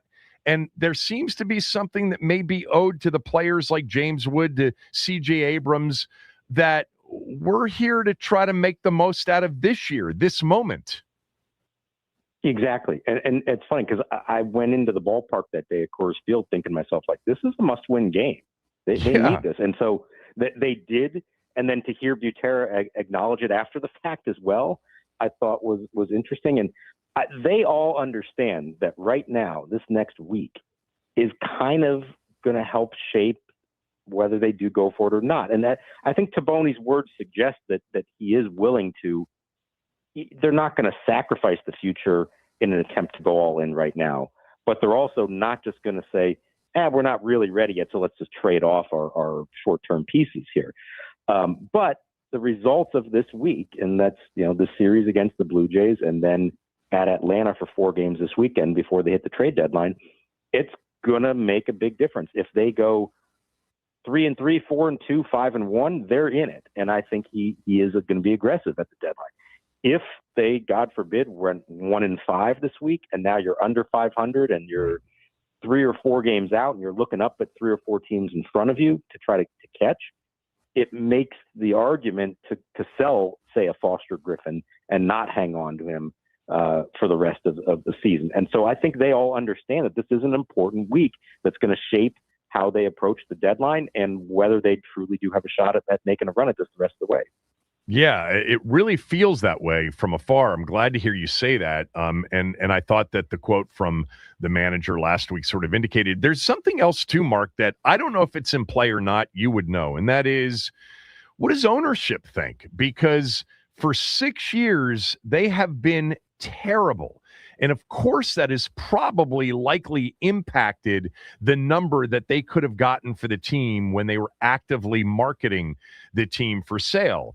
And maybe this is an opportunity for them to get it into a propped up situation. I know there's a pending lockout and all of that plays into it too, but I wonder what ownership thinks about this unexpected opportunity that sits. I mean, if they're sitting there a week from yesterday, on August 3rd, and they've won 4 out of 6 or 5 out of 7, and they're 4 or 5 games above 500, and they're in that third spot. By the way, they're not that far out of the second spot either, with the Phillies losing last night to the Marlins. But what do you think ownership's thinking about maybe this opportunity?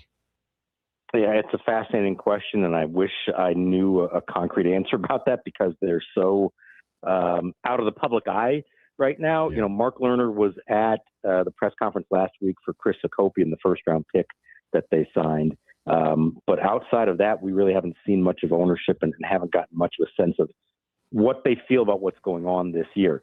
I will say this. When they hired Paul Taboni and Blake Butera, they were clearly saying it's time for us to go in a new direction.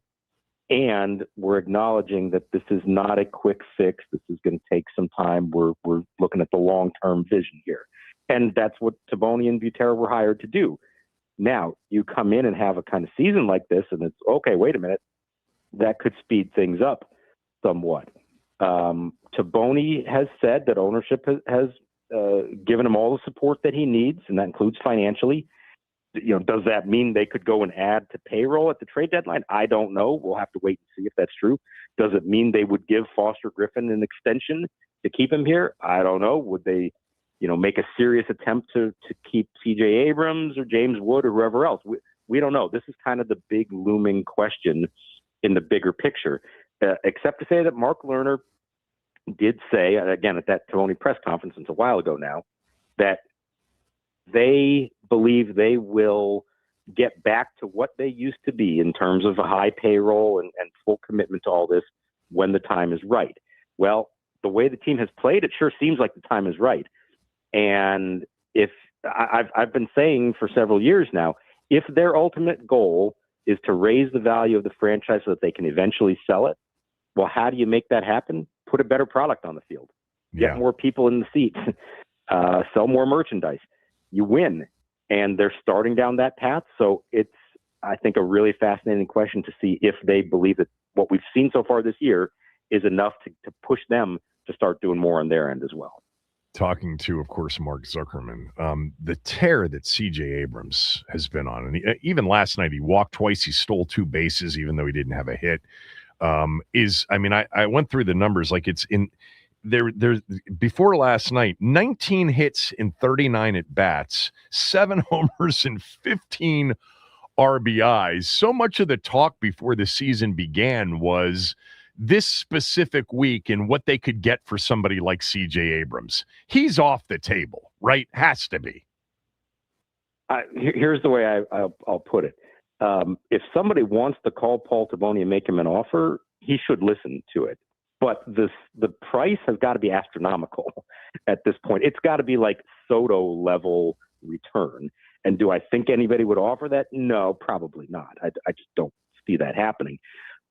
He has played his way into convincing them that he should be a part of this at least the rest of this year, if not beyond that, as well. And all the credit to CJ, who we know when he was on the last few years could be fantastic all-star caliber player. And then when he would go into a slide, it would last for a while. And he had terrible second halves the last 2 years. Well, he's come out of the all-star break this year playing the best baseball of his life. And I think it's a sign of his maturity. I think it's him and James Wood to an extent as well, recognizing now with some experience what it takes to get through a whole 162-game season physically and mentally, to keep yourself engaged every single day, to keep your body ready for it. The body language those two had the second half of last year as the season was falling apart, you could tell that they just didn't have it in them to make it through the season. There's a difference in them now with the team winning, but also with the way they're playing that says, hey, we understand what it takes now to play a full 6 months, and we're going hard all the way through it. And I give him a lot of credit because that was really the most important step for him to take in his career to show that he can be that guy and not just be a 3-month player, but now ideally a 6-month player. By the way, the top 10 players, odds-wise, for National League MVP, Ohtani's obviously a massive favorite right now with Pete Crow Armstrong second, but the Nats are the only team with 2 players in the top 10 odds for NL MVP. James Wood's currently the 3rd favorite in the NL MVP race, and C.J. Abrams, who was completely off the list as recently as 2 weeks ago, is now the 6th favorite in the National League to win the MVP. Neither one of them is going to win the MVP because of Ohtani and even Crow Armstrong. But still, I mean, you've got 2 stars in Wood and Abrams. All right. So you've kind of answered the question as it relates to how Taboni will treat the deadline. That there's already been 1 trade made. Were you surprised? I mean, they got a starter for a guy that clearly is having a career year in Mead. What did you, real quickly, make of that trade, Curtis Mead to Boston for Connolly Early, who's, by the way, injured right now and might not even be a factor this year in terms of a starting pitcher? But what did you make of that trade? What I made was, wow, I would not have expected you could get Connolly Early for Curtis Mead alone. Like if it had been a Luis Garcia trade for him, I would say, okay, I understand that. Or if there had been prospects involved, I would understand that. You don't get good young pitching who have 5 years of club control. You just don't get that very often. And to get that for a guy who, look, Curtis Mead was fantastic for them.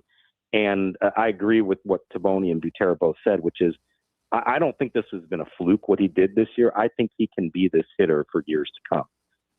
Now, that said, he was found money. They got him for a little-known draft pick from last year. He had been DFA'd by the White Sox just after opening day, and they turned him into that. And on top of that, while I do think he could have had a place here for several years after this, he wasn't necessarily locked in as their starting third baseman. They have Brady House, who came up and played well the other day. They have other prospects who I think in the long run would probably play above Mead.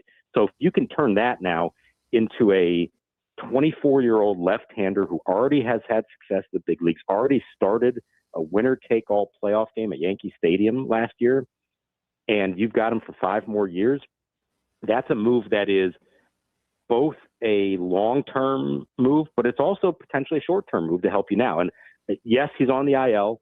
It was elbow inflammation, but he's already throwing. He threw off a bullpen mound yesterday. We met him yesterday. He reported at Nats Park. He is going to make a rehab start in the minors right around August 3rd, give or take a day or two. And if it all goes well, and of course, it's an elbow, so you always have to, give that caveat. You never know what could happen. But if it all goes well, by mid-August, he could be in their rotation and make, say, 7 to 10 starts for them down the stretch. So he could play a real role in them trying to make the playoffs this year. And even if he doesn't, that's a big arm to have in your rotation now for the next 5 years. All right. So Foster Griffin, does it all come down to these 2 games against Toronto, the first 4 in Atlanta, and the 1 or 2 games in Philly before the trade deadline? Is that what it comes down to? Because there's clearly a market for him. Yeah, I think it comes down to 2 things. Yes, it's how the team performs this week. It's also what are you being offered? And I would think, given how he's performed this year and how hard it is to get pitching, as I just described, that there will be a decent offer for him from somebody. Now, that said, it is still a rental. You're only going to have him for 2 months. And how much are you really willing to give up for that?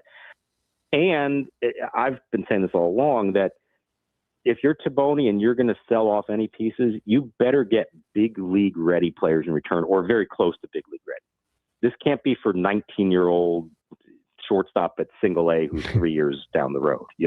That's not going to work for where they're at. So, those are the caveats to it. I think they'll listen to offers. I think if you get something that is clearly going to help you in the short and long term, that you're willing to make that move.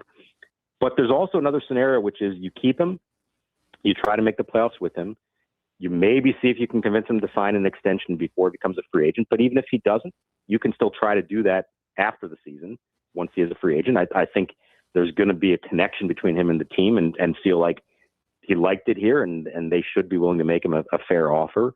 And if you do ultimately lose him as a free agent, you should get a compensatory draft pick for him. And that's maybe not as good as a prospect or even a big leaguer that you get in a trade, but it's not nothing. So he's the most fascinating one. What they do with him tells me the most about how they feel about their real chances this year. More so than Garcia. Yeah, because like Mead, it's a little harder because you've already traded Mead, but like him, if you traded Garcia, and again, depending on who you got in return, you still have maybe really enough offense. Yeah. So I think that would be the difference there. Yeah. Real quickly, Max Scherzer, will his jersey eventually be retired here or not? Yeah, I think so.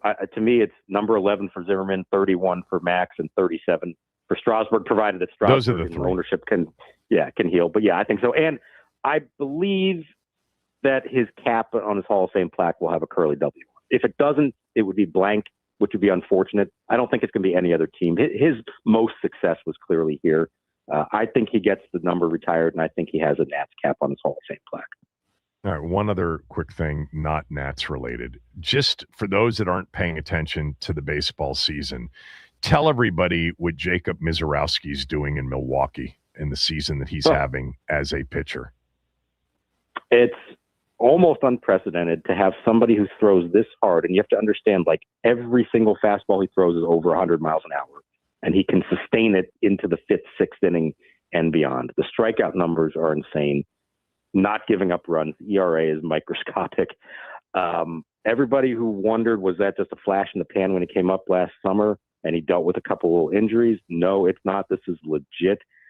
It's hard to like anyone we've seen in the past in this kind of regard to throw that hard and be that successful. And on a team that is going to make the playoffs, he's going to be one of the stars of October one way or another. And there's a franchise that has been to the World Series once in 1982 and has never won it.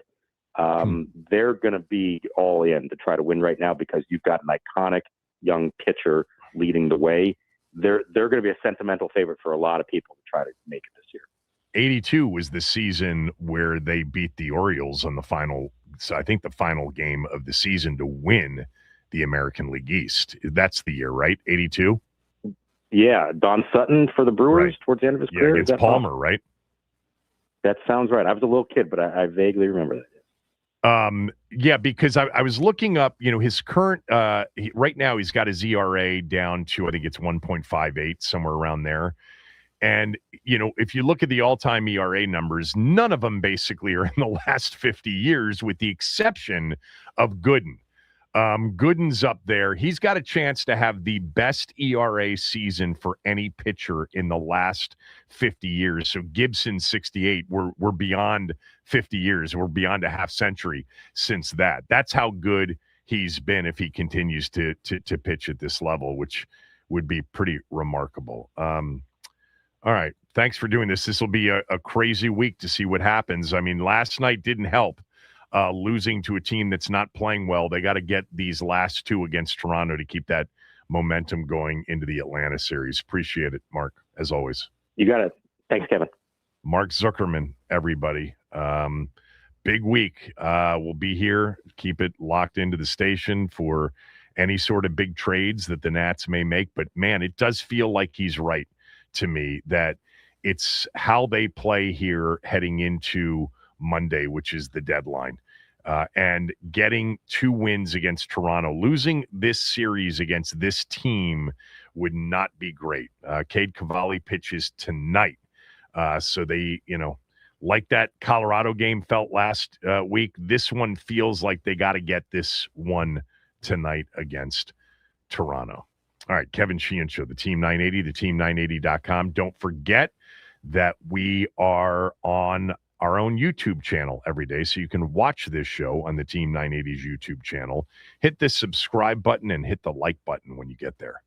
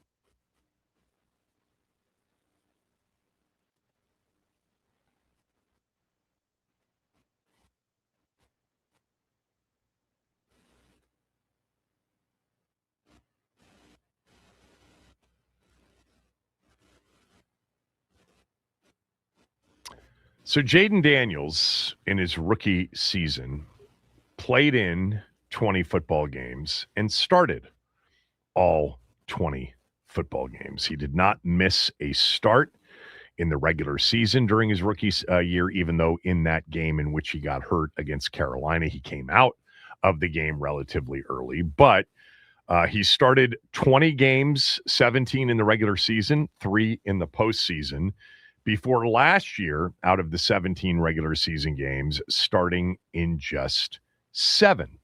As we know, he played in just 4 complete games. In the other 3 starts, he was injured and taken out of those 3 games against Dallas, against Minnesota, and against Seattle. Seattle late in the game when they were getting absolutely blown out. And even in the Green Bay game, he got hurt, but he did finish that game. Only 4 games last year start to finish. 7 games started. So in 2 years, he has started, if you count the playoff games, he has started 27 games. So that leads me to this. Jaden Daniels, as the show's chief odds maker, I am putting Jaden Daniels over-under number on games started at 13 and a half. That would be exactly the average of his first 2 seasons in the league. 13 and a half is the over-under number on Jaden Daniels' starts in 2026. Now, the question is over or under. This will be a reflection of what you think of his overall health profile. Are you concerned about it or aren't you concerned about it?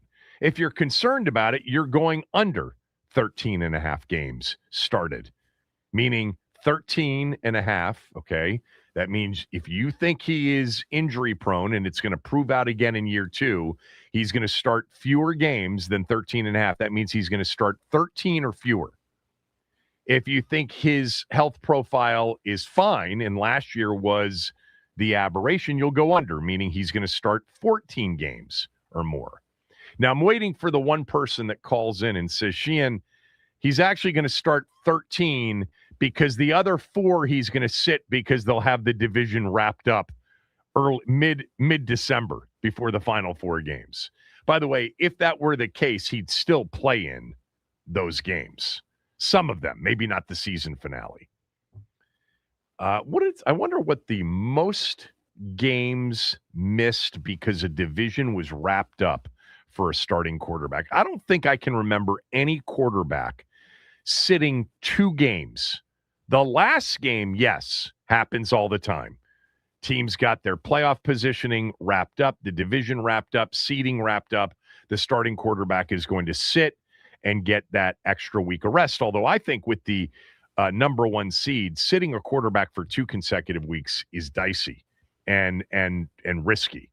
I don't think a quarterback has ever sat the final 2 games. Maybe somebody will probably say that Peyton or Brady or someone else sat 2 games when they had the number 1 seed wrapped up. But Jaden Daniels, as the chief odds maker on this show, I am putting his over-under number for games started in 2026 at 13 and a half. Started 20 games in 2024, 7 last year, 27 in 2 years, half that. The average is 13 and a half games. Are you going over or under? 301-230-0980, 301-230-0980. Are you going over? Why? Are you going under? Why? I think this is a real, reflection of what you think about the narrative about him heading into this season, because we do live in a recency bias world, that he's injury prone, or maybe you don't think he is. I'll give you my answer coming up in a moment. Max's answer coming up in a moment. It is our Waldorf Honda Twitter poll of the day. It all starts with a click, waldorfhonda.com. 13 and a half games. Jaden will start over or under in 2026. By the way, real quickly, because I mentioned this earlier in the show, And I got this from Eric. Eric wrote, do you think Jaden's been shown on this Netflix show less than the other quarterbacks? It seems that way to me. Yes. Oh, yeah. I've watched all of the episodes now except for the final episode. There's no doubt that Jaden's been the least amount shown of the four quarterbacks. You agree with that, don't you, Max? I mean, I haven't been tracking it by minutes, but part of it is because he missed so many games last year. Yeah, I mean, you miss a ton of time, and Netflix isn't exactly going to have a ton of content to feature you in. Yeah. So, yeah, it doesn't shock me that he is by far the least featured. That's my guess. I mean, followed by Cam Ward, because clearly the Flacco and Baker Mayfield storylines are not only have more depth to them because of the amount that they played, but also just the personality around the two of them. It's just a different vibe altogether, whether you like it or not. I mean, I think Joe Flacco, his wife, and his 5 kids are the best part of the show. And Netflix does everything so well. But for us, and, I thought maybe there would be something learned through this special, something revealed. I don't think I've had anything revealed to me about anything related to Jaden or the team or any decisions that were made last year that I didn't really have a strong sense of anyway. The one uncomfortable moment for sure is the Seattle injury, and so unnecessary. I mean, I don't want to go back and relitigate that. The bottom line is he shouldn't have been in the game. And if he was going to be in the game, it should have been to hand the ball off or throw quick bubble screens. That's it. Not running an RPO on a short field, condensed field, where, there was a chance something could happen in regard to contact. I mean, that was painful to watch because he knew he was hurt. He knew the arm was either broken or, as it turned out, the elbow was dislocated. And it sucked for him. As did the injury, the despondent nature of him after the pick to Van Ginkel when he got blocked and got lifted off the ground and then went into the tent. And he just wasn't right physically. And that was, it for that game. And then obviously they made the decision not to play him again the rest of the year. But yes, very much so, Eric, that from my standpoint, without any sort of official counting up of the minutes, it seems like Jaden's been featured the least amount of the 4 quarterbacks on that show. I thought the VR part with the 2 VR people from that company, is it a Danish company? Is it a Dutch company? I forget what it is. Whatever it is. I thought that was kind of an interesting piece, but not a whole hell of a lot. The surprise birthday party at DC Prime was nice, although he wasn't surprised that much because Debo's car apparently gave it away on the way in. Yeah. All right. 13.5 is the odds number that I've given out on Jaden's number of games started in 2026. Are you going over or are you going under? And give me the reasons why. I'll give you my answer. Max will give you his when we come back. Kevin Sheehan Show, the Team 980 and the team980.com.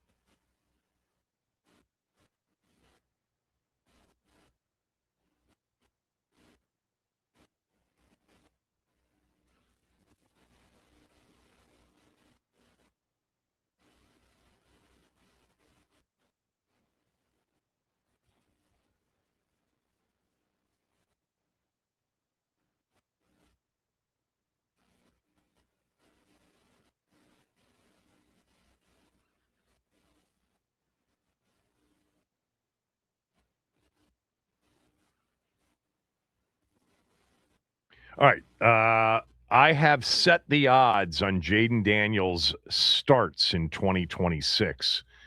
The over-under number at 13.5. He played and started in 20 games in his rookie year and just 7 last year. So the average of the 2 seasons in terms of number of starts is 13.5.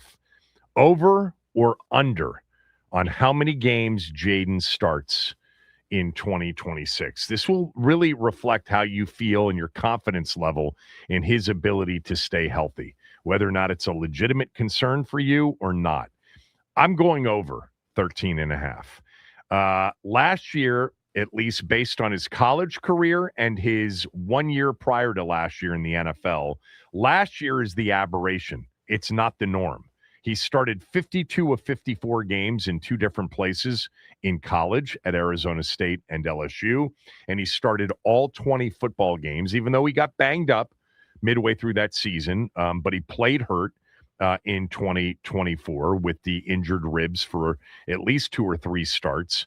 And he started all 20 games. So last year, at least based on history, is the outlier. Now, if you want to say, look, college is different from the NFL, and running as much as he has in his first 2 seasons at the NFL level, the numbers are going to start to tilt in the opposite direction, and he's going to be less available than he was in college or less available than he was his rookie year. Maybe you see this last season as the beginning of a trend for him. I don't. And I also think that the offense that he'll be plugged into this year will be slightly more protective, although remember, more quarterbacks get injured in the pocket than outside of the pocket. That's just a fact. More of the serious quarterback injuries where you're out for seasons, or the rest of the season, those happen inside the pocket more so than they happen outside of the pocket. I don't expect Jaden to become a different quarterback in his mentality. I do think there is some growing to be done. I've said this a million times. 1st and 10 in a scoreless first quarter is much different than 4th and 4 down 6 in the 4th quarter in terms of the way you treat that down. Like, I've got to get the first down or we lose the game. That's a different mindset and should be treated as such more so than 1st and 10, a little bit of pressure. Do I really need to take on a linebacker and a safety in the open field to get an extra 2 yards rather than going down or getting out of bounds? So I do want to see that growth and that development from him in his 3rd season. But the career, numbers on Jaden is he's available. Last year, he wasn't. I'll go over 13.5 starts in 2026 and expect him to be a healthier quarterback. And by the way, have a very good season. I feel good about the opportunity for him to remind everybody what he is talent-wise and production-wise at the position. Max, are you going over 13.5 starts or under 13.5 starts for Jaden Daniels? As a homer and an optimist, especially when it comes to everything that Jaden does, I feel like I have to take over here, but I am concerned, and I do want to see a lot of the same things that you just mentioned in terms of his growth and his learning process. You don't really need those extra 2 yards. You don't need to sell out for it and put your body on the line because that's only going to cost you further down the line. I think that last year, you could see it a little bit in quarterbacks as he's, dealing with this injury. I think he's learning from this experience and he's going to take it and hold it with him this entire next season and actually take protecting himself a lot more seriously. So that's really what I need to see from him, but I'm going to go over 13.5 games here.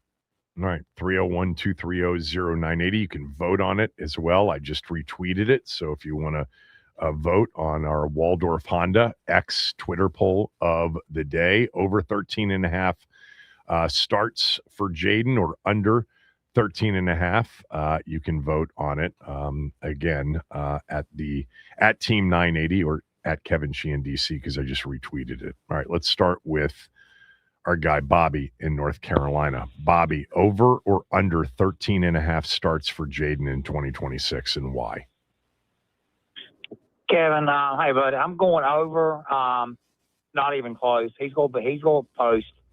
And the number one reason I think that he's going to go over is he's going to feel like this year he doesn't have to do everything by himself because our defense is going to be remarkable better to me on paper. We've got a whole lot better personnel. The scheme's going to be a whole lot better. So, therefore, I think our defense is going to be a lot better, hoping they give him short fields to play on and create more turnovers and everything. So, therefore, he's not going to have to be Superman on every single play. So, therefore, I think, he might make smarter decisions, as far as when to get down and get out of bounds and things like that. But I don't have a problem. That's not his MO, Kevin. You talked about it for a couple years now. He just doesn't get hurt. You know what I'm saying? Or if he does, he posts the next week. So he's going to go over, and the defense is going to be the reason why, because they're going to probably carry this team early on too, Kevin, I think, because they're going to be, I think, significantly better on what they run out there. That'd be interesting if the defense carried this team early on, because I'll tell you this: if the defense was better and ahead of the offense, and it was a marked difference, and they weren't winning games, or let's just say they were 2-2 or something like that, there would be great concern about David Blau and Jaden Daniels and Adam Peters and what he put around the team, and yet. I think a lot of NFL people believe that when you have that significant a change in an offensive approach, it takes time. And the real evaluation of where they are offensively should come later in the season, like it did with Chicago last year when Caleb Williams had to adapt to a completely different offense than the one he played in his rookie year. It's going to take time, Kevin. I mean, he's going to be playing under center more. There's a whole lot of – I think this is going to be a good offense for him. He's going to run more boots, run that zone read concept that's going to help him. But I just think it's going to take a few weeks for the offense, and then try to figure out who he's going to be throwing to besides Terry. That's going to take time. So that's why I'm saying this defense, if we need to get off to a good start, it's going to be because of the defense, to keep us in some games. And that way – maybe we'll make a play or two down the stretch and steal a game or two early on. And just thinking about what you're saying, Bobby, thanks, by the way, for the call as always. If they started off really well defensively against Philly and Dallas and Seattle and maybe an Indy team that's back to where they were last year offensively before Daniel Jones got hurt, I'd feel better about the overall prospects for the team.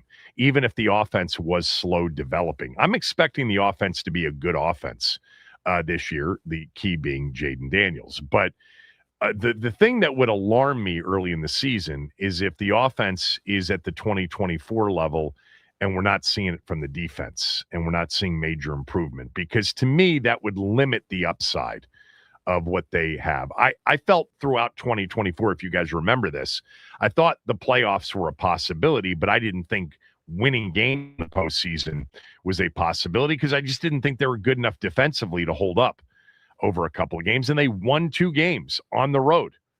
And then, of course, the defense got absolutely shellacked in the championship game. Tom in Columbia, I have set the over-under number for Jaden Daniels starts in 2026 at 13.5. Are you going over or under? I'm going over with the caveat that he'll still play injured this year. In fact, I feel good about him going 17 games. I think it's analytical malfeasance to simply look at games lost as a player misses 1 whole game or misses 2 games or 3 games, because Russ Grimm said it best back in the 80s. The NFL is a game of injuries over talent. Obviously, you have to have talent, but it's a game of injuries. And I think what happens is, these guys, they used to use a term called getting nicked. And I think when Madden came along. That was a big Joe Gibbs term, yes. Yeah. Dinged back in the nicked. day.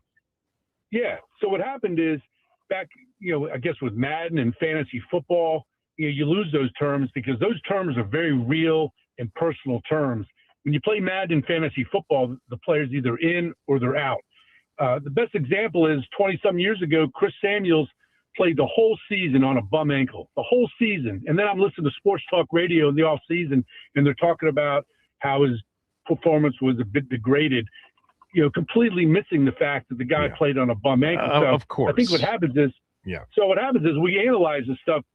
It's almost like Neanderthal to say over or under 13. It's playing with injury. And then I think the biggest offseason acquisition to me with the team is Jaden Daniels coachable. And it's a term that people throw. He comes across as a nice guy. He comes across as he wants to be liked. My question is, does he want to be coachable? And what that means is, does it mean sliding it 2 yards, 3 yards instead of trying to do a little bit of wiggle and get to the sideline?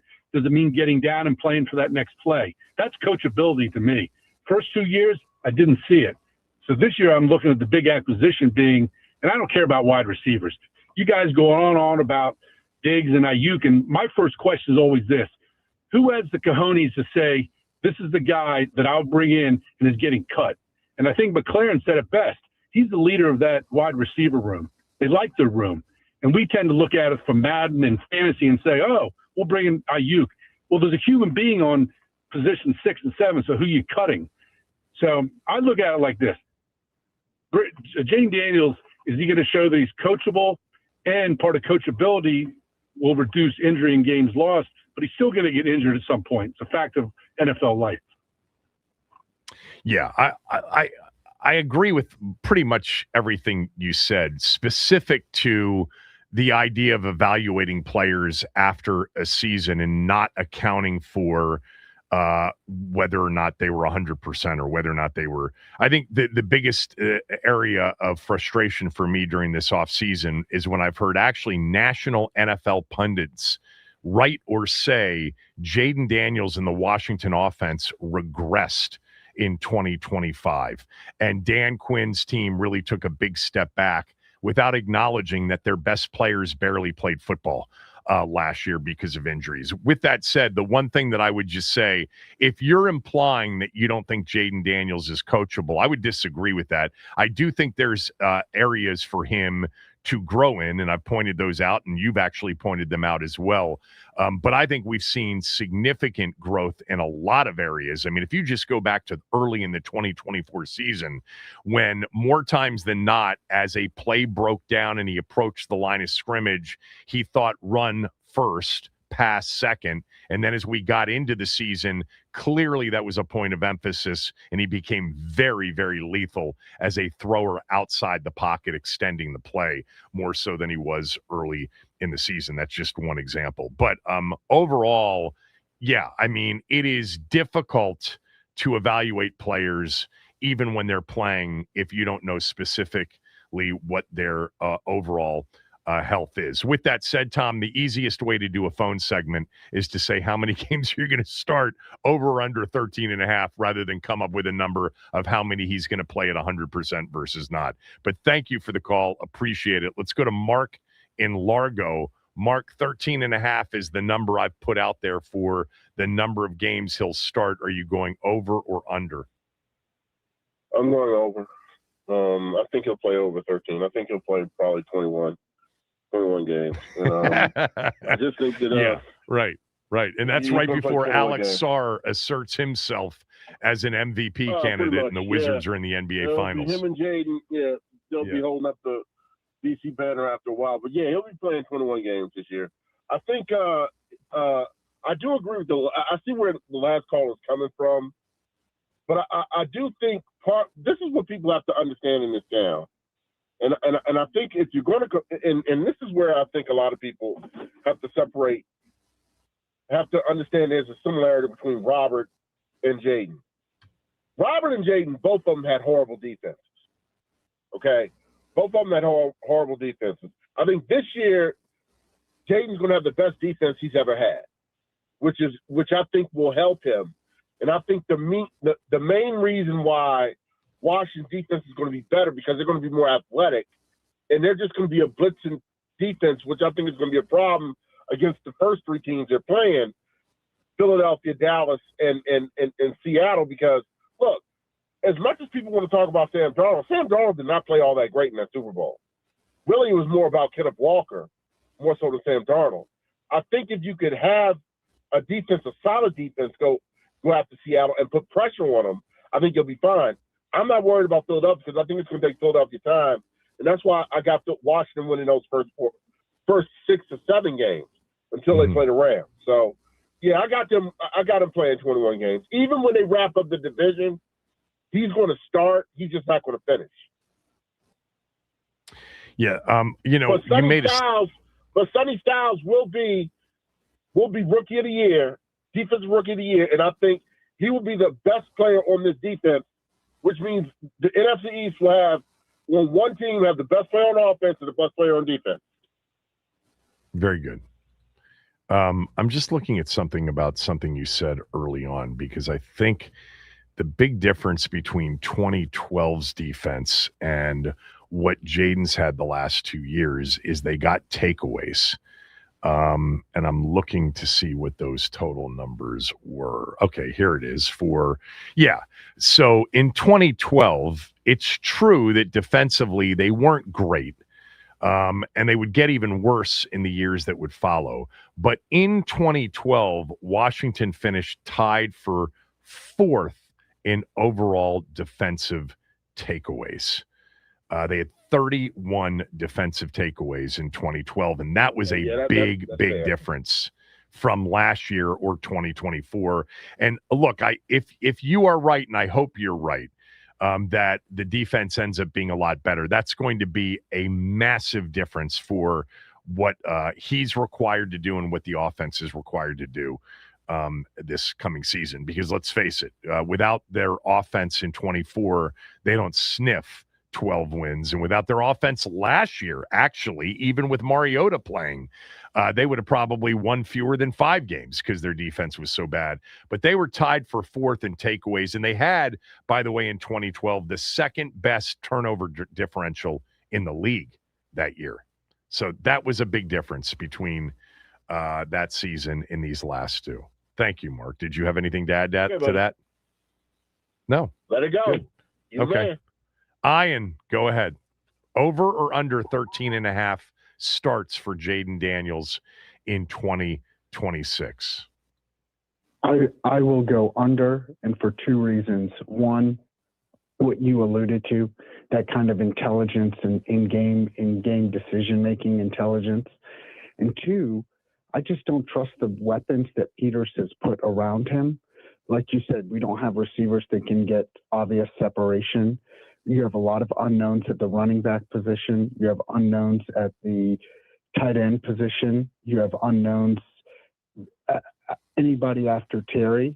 Like we did in 2024. Yeah, and Kevin, we can do this every time you don't want to bring up 2025 for injuries. We can go back to 2024 and say the league didn't know what they're seeing in Jaden Daniels. There was a lot of flukish outcomes. There was a lot of breaks that went their way. They played a lot of third-string quarterbacks. Again, if you want to do caveats... The third-string quarterbacks play offense. Their offense faced a lot of really good defenses that year.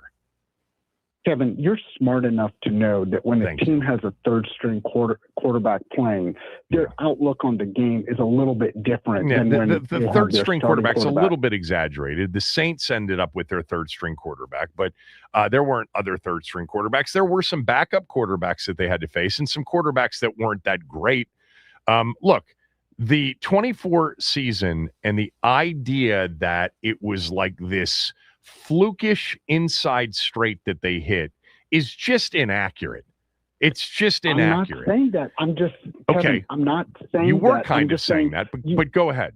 No, you're saying you like. Let's get back to the question. You like under 13.5, and the reasons are again. Number one, his in-game decision making that you just alluded to, running on 1st and 10 instead of 4th and 4.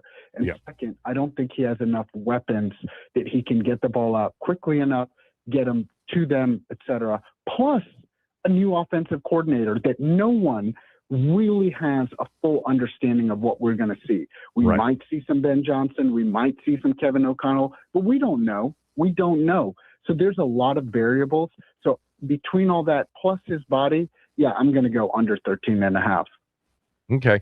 Let me just say that your outlook on this and on, do you think that, let's just say you're right, and that he starts 11 games and he's injured and he's banged up a couple more times and it looks a little bit better, but not that much better than last year. Can it change moving forward, or will then you be convinced that's who they have? They've got a quarterback that you can't count on to be available moving forward. No, it can be improved. I think. Okay, good. I'm glad you answered it that way. Yeah, a better roster. I agree with you. To make a full evaluation on a quarterback in year 3 is a little short-sighted, but he has played a lot in college. I would say I wouldn't have a full evaluation on him after year 3, but yeah, I think a big concern is the players around him. I mean, yes, a quarterback is the start and end of every discussion, but at some point, if that's the logic, then you would bring in 7th rounders to play wide receiver, and you don't do that. You want to have more elite players around him, and I just don't see that. And I want to mention one thing to you, because when you said it, I was like, okay, he might be right, but I want to look it up anyway. The concern over, a first-time coordinator, as an example. So last year, if you take the top 6 quarterbacks in the NFL in yards thrown for, which it's the first stat that popped up, of the top 6, Jared Goff, Dak Prescott, Drake May, Sam Darnold, and Trevor Lawrence all had brand new coordinators. Now, hold on. They weren't all first-time coordinators. That would be fair. Although I think Jared Goff's was. But a first-time or a brand new coordinator isn't the kiss of death on a season at all. No, by the way, we're going to have a lot of first-time coordinators in the NFL this year on both sides of the ball, a record number, which is interesting. With New England in particular, you surrounded it with what you consider a really good coach in Vrabel. Yes, and a great offensive coordinator, even though he was new. Right. And I think some of the concern is that, like we said about Dan Quinn, like he's a 500 coach over a long period of time. You have a lot of unknowns about this season. And for all the fans who are like, oh, the defense will be better. Sure. How much better? We don't know. And also we're talking about kind of, with Blau, it's the upstart offensive coordinator, the next boy genius type thing, which we hear all the time in the league and never pans out. But it's sometimes coordinator, we're getting it sometimes pans out. A journeyman defensive coordinator that's been like in the league for 30 years and has never gotten an opportunity. So it's Durante Jones hasn't been in the league for 30 years. I'm exaggerating.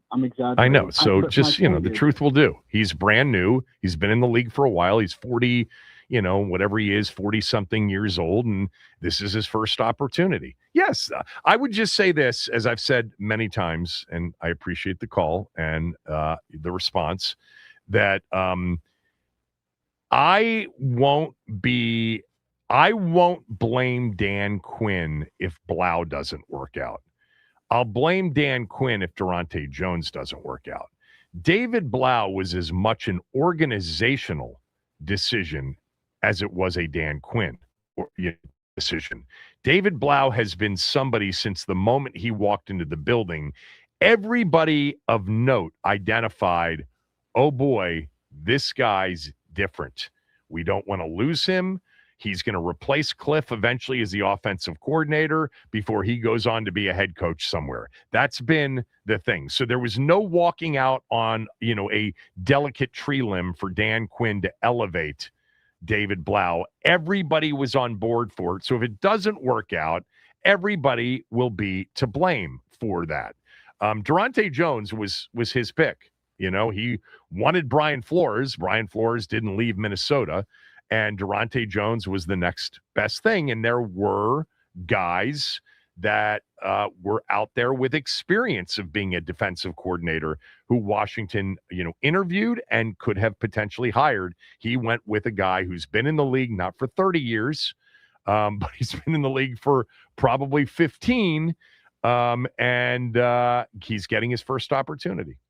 All right. A few other things to finish up on here. The day before training camp opens for 2026. Kevin Sheehan Show, the Team 980, and the team980.com.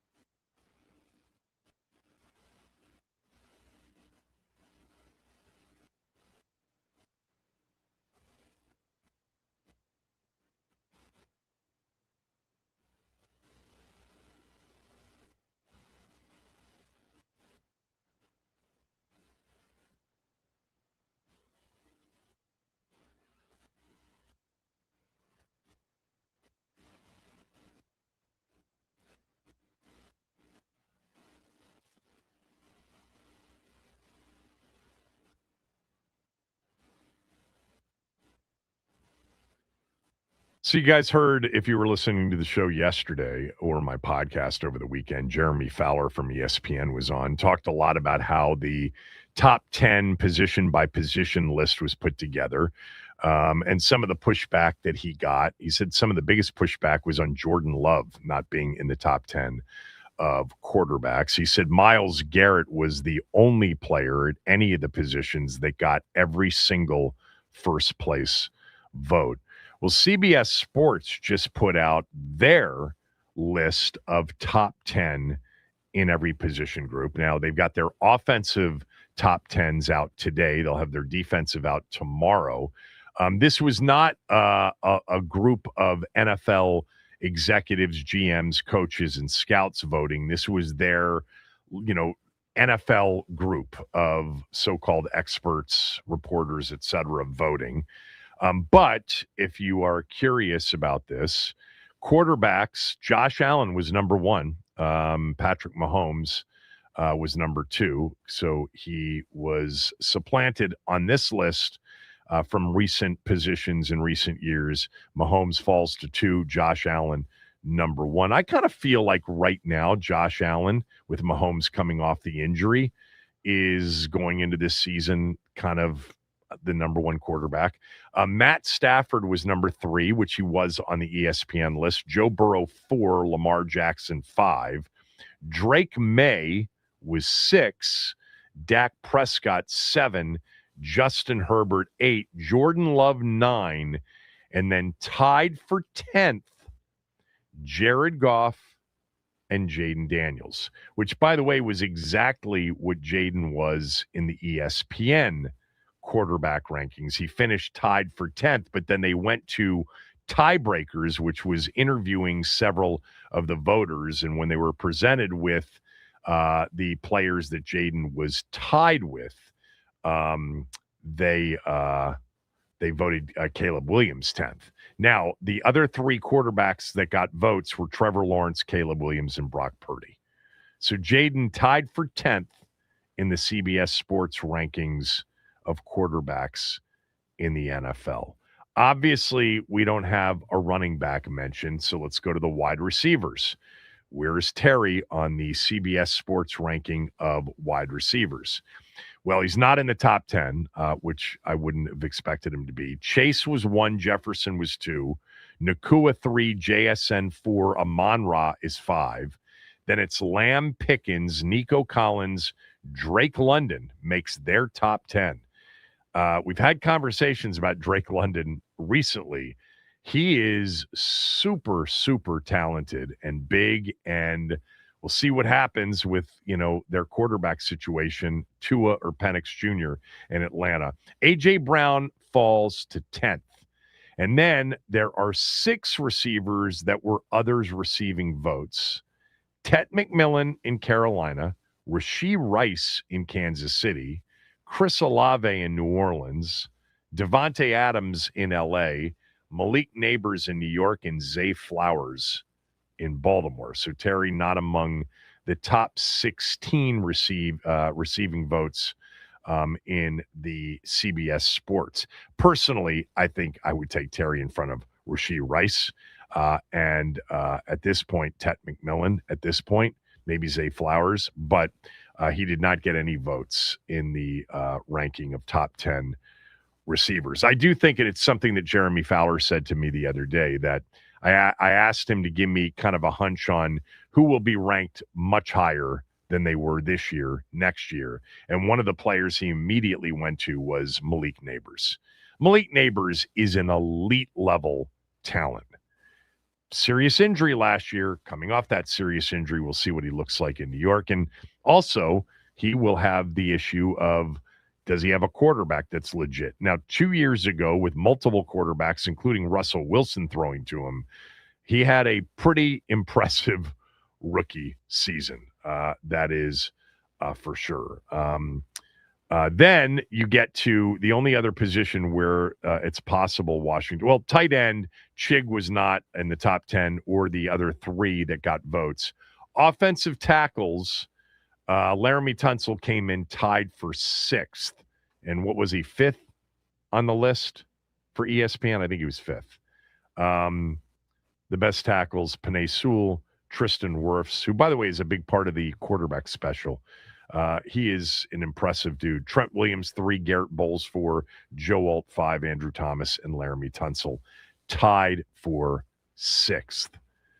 Interior offensive lineman, nobody on the list for Washington. So there you go. The CBS Sports offensive list has Jaden tied for 10th and no other, and Laramie Tunsil tied for 6th, and that would be it. Defensively, they'll have their list out tomorrow. We'll see what it looks like.